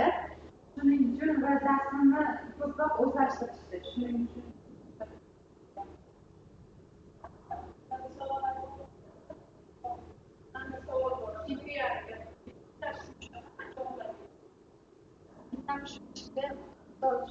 men bitta close the door desam, ular shunga shu orqali ham uni eshikni yopishligini tushunishdi va harakatga bog'langan. Misol uchun birorta so'z aytsam, ular o'shanga qarab, o'sha harakat qilib, shu so'zni tushunib, anglab, shu so'zni bajara olishadi. Harakatga bog'langan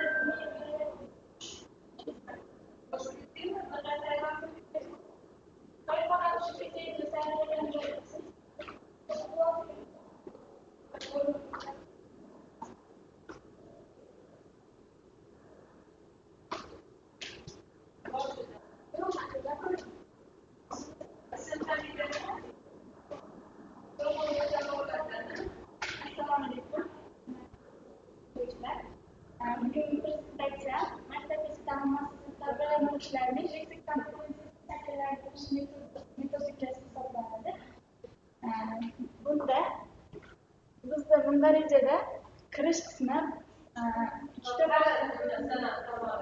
sanani shu qismiga qaysi metodlardan foydalandi, qanaqa leksikan tezisini hozir men o'zim oldinga aytib beraman.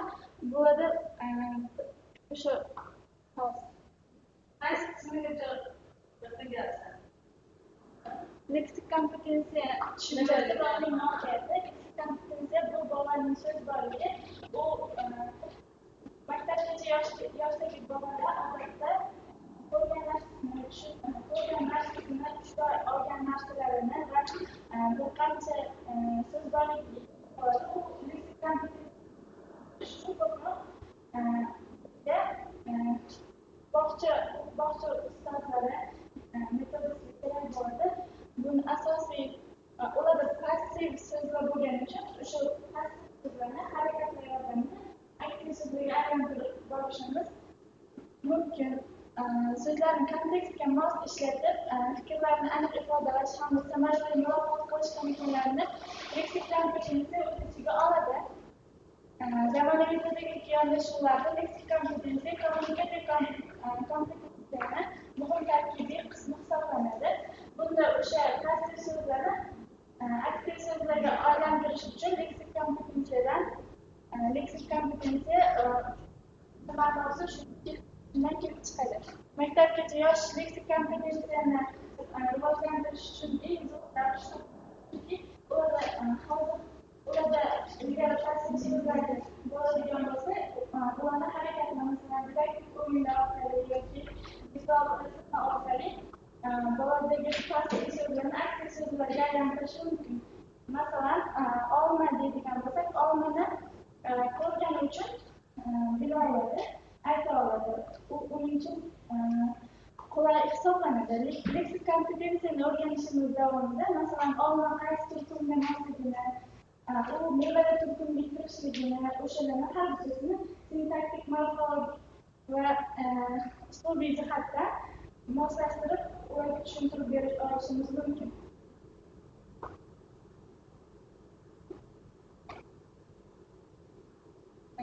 Aytib o'tganimdek, maktabgacha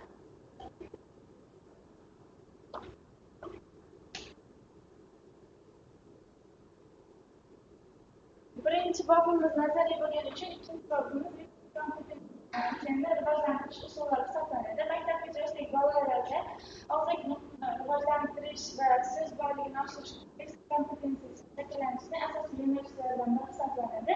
Bu jarayonda hikoya va eslatmalar orqali ko'proq o'sha passiv so'zlarni aktiv so'zlarga aylantirishga harakat qildik. Yangi so'zlarni o'rgatish interaktiv yoki rollar orqali, masalan,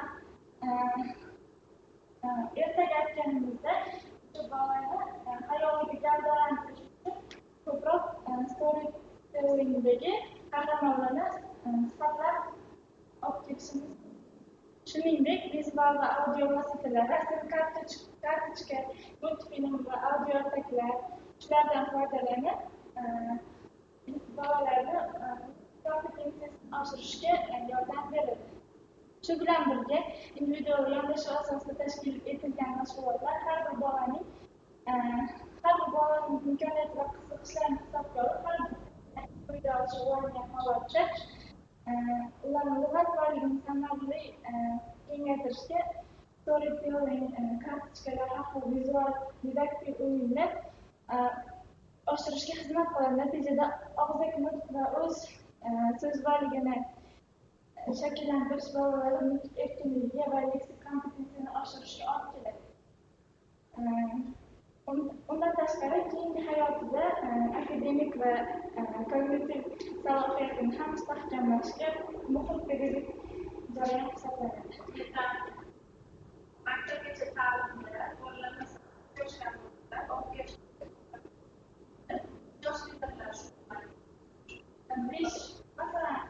maktabga tayyorlangan oldingi bog'chalarda o'qitadigan tayyorlik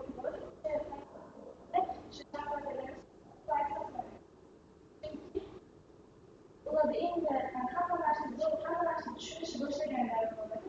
Shundan keyin masalan, o'zimni jiyanlarimdan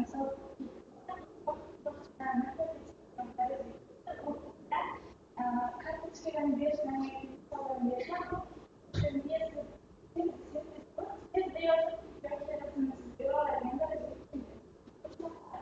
qo'shimcha muzikalar yoki qo'shimcha audio kartalarni ishlash bilan qulay bo'ladi. Bog'cha yoshlar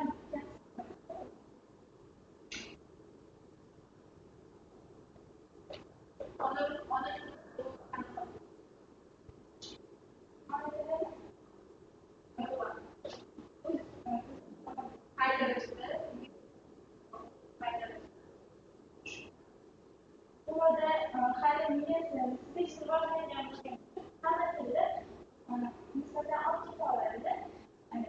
Eng qirrasi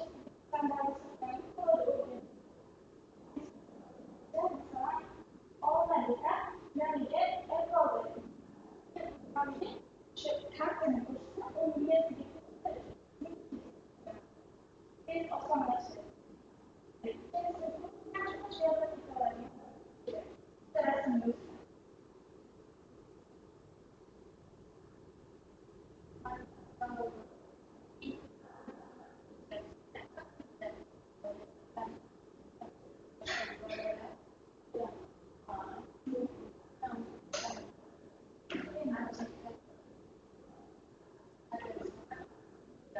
Masalan, ular bilan bilan gaplashib turib,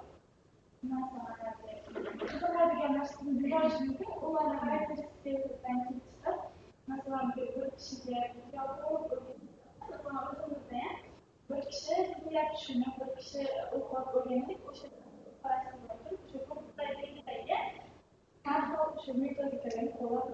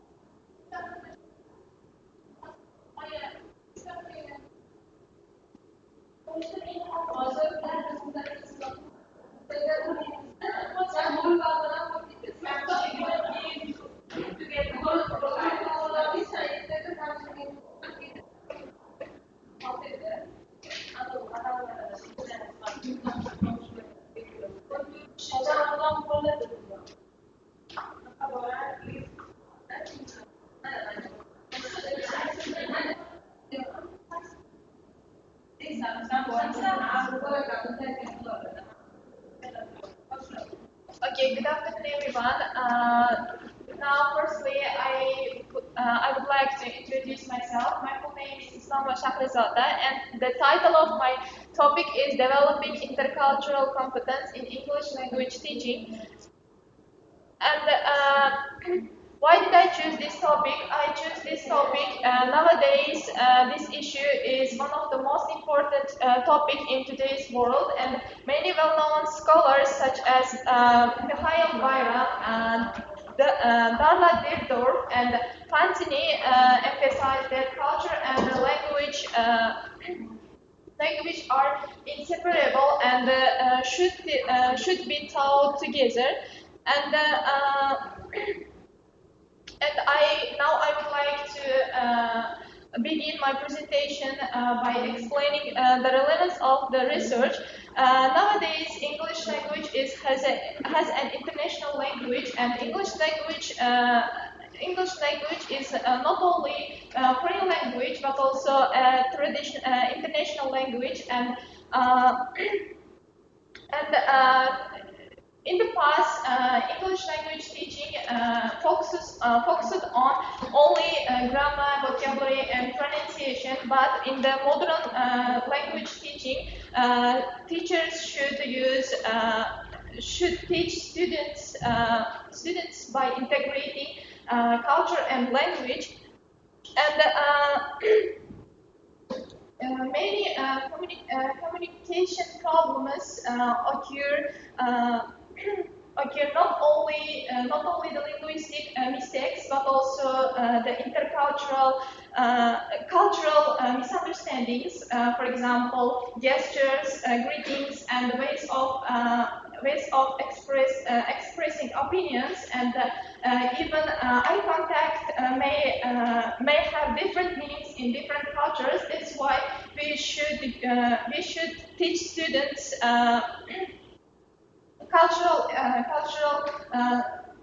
we should give students cultural knowledge with language knowledge.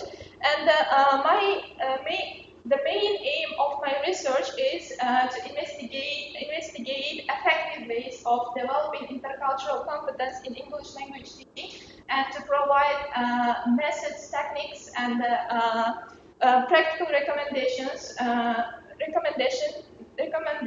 to develop intercultural competence in English language teaching. And my research objectives, I analyzed the theoretical foundations of intercultural competence, and I studied the principles of teaching intercultural competence, and I investigated teaching methods and techniques in order to develop intercultural competence in English language teaching, and I analyzed the integration of intercultural competence into English language curriculum, and I provided practical recommendations at the end of my research. Scientific novelty of my research, the theoretical foundations of intercultural competence and its role were analyzed, and modern methods, techniques were identified in order to develop intercultural competence, and I found effective intercultural learning activities, and I found recommendations. In my research, I use many scholars such as Mikhail Bayram, Darla Dierdorf, and Claire Cramsh, Anthony Lidicott, Fantini, and Jalalov Sefer documents. And Mikhail Bayram model is one of the most important for my research. Mikhail Bayram Michael Bayram explained that English language education is to teach students as not only foreign native speaker, but also intercultural communicator. And Darla Dierdorf emphasized views intercultural competence as a continuous process that develops by attitudes, knowledge, skills, and go to the page of your presentation where you illustrate about the methods, how to develop intercultural communication competencies.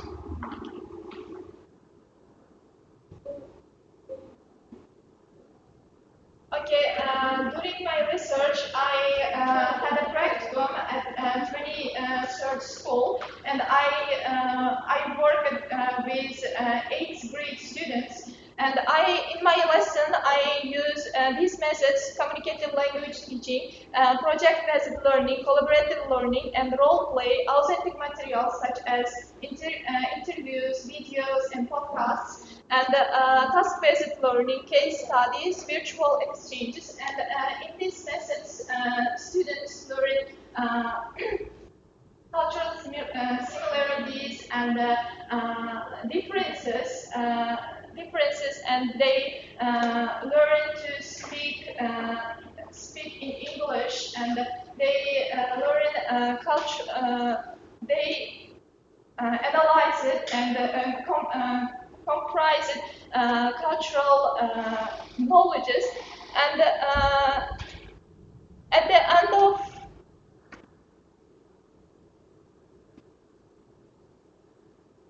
at the beginning of my research, firstly I from students pre-tests and questionnaire in order to examine their existing knowledge, and then I use many methods as I mentioned, and then I observed their participation participation in the activities. And at the end of my research, I took from students post-test in order to examine their previous knowledge and last knowledge. And then I realized that before the examine, students had limited cultural knowledge and they had low intercultural awareness. And after my research, I realized that their knowledge, cultural awareness increased, and they learn to communicate better than before, and their motivation improved at the end of my research.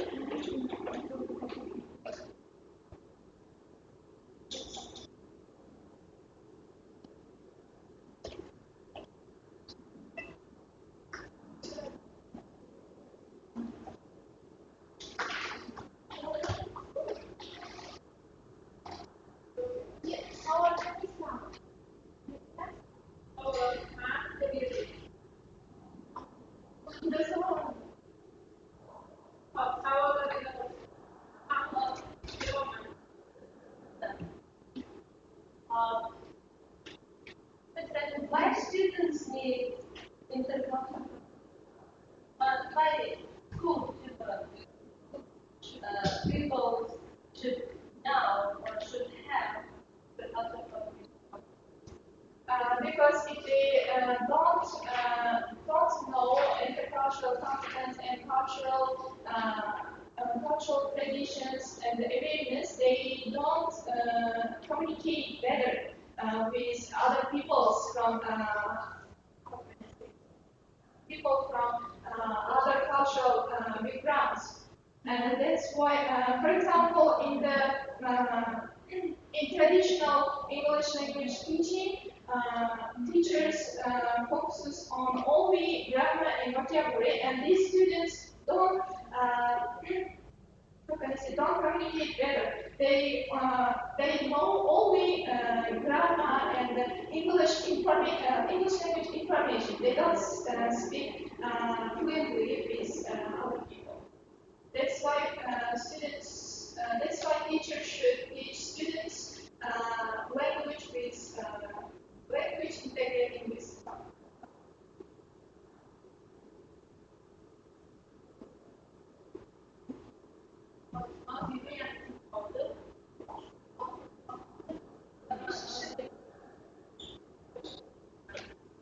Okay, my name is Victoria and my topic is assessing students' communicative competence through integrative tests. And now I'm going to begin with the relevance of my topic. The main problem of this topic is traditional discrete point testing. I mean isolated grammar multiple choice questions like national testing systems several years ago. They don't test our speaking, listening, and other skills. They only test grammar. That's why we cannot speak and we can do listening tests. And versus the integrative tests. So the solution can come from implementing integrative tests. And how can we implement these tests? First of all, the goal is to evaluate effectiveness of the integrative tests for the university students. And there's a key tasks to analyze linguistic competence of communicative competence and contrast diagnostic capabilities of discrete point testing versus integrative testing. And some types of integrative testing to implement and design, like cloze tests, dictations, pragmatic tasks for the classrooms, and to analyze their reliability and data validity on the classroom outcomes. It can be happens through the background information of the classroom. And and the object and the subject of the research. My object is process of testing, assessing, and evaluating English language proficiency and communicative competence in higher education. And the subject of the research is using pedagogical methodology, structural typology, and practical efficiency of these tests. And when it comes to the scientific novelty of my topic is, it can be go with the utility of the integrated test, because like standard examinations of CFR, IELTS, this can be a great example for the integrated testing system. And through these testing systems, we can assess our language proficiency and learning skills. And integrative assessment tasks evaluate cross-skill proficiency, like listening to writing, speaking, reading to speaking, and they move a single skill testing, like grammar or reading, listening. And the practical significance is to design this kind of testing frameworks, closed tasks, or the other assessment systems.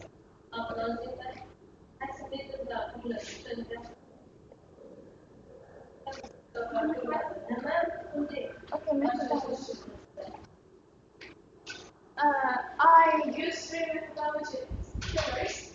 The first one is integrative testing design, and in the next step, I use qualitative assessment. Okay, where did you use this qualitative assessment? Actually, I used this kind of assessing systems in my last previous teaching years, 2025 at the Learning Center, but right now I'm not working.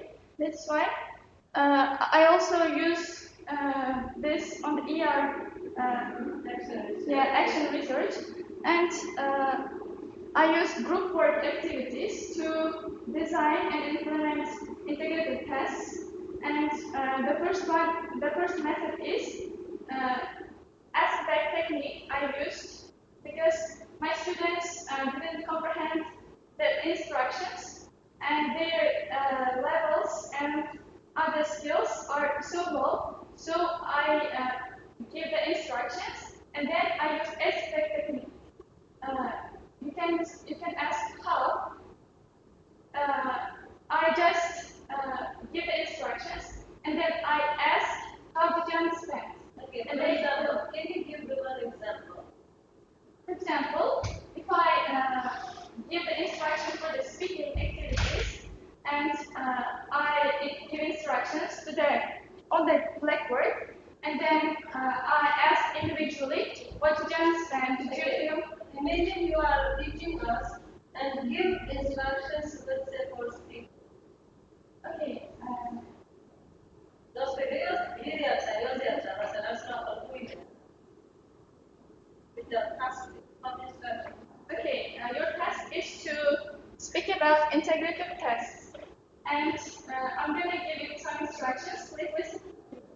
And you are listening process, and you may have some questions, or some students cannot ask directly, and I just look at them thoroughly, and I address them, and I ask questions. What is integrated tests, for example? And they can say something, and I can understand their instruction understanding level.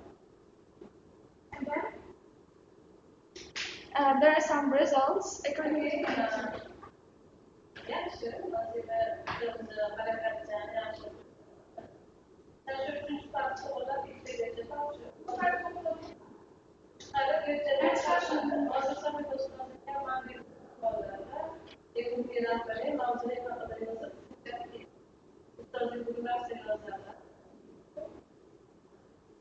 Thank you.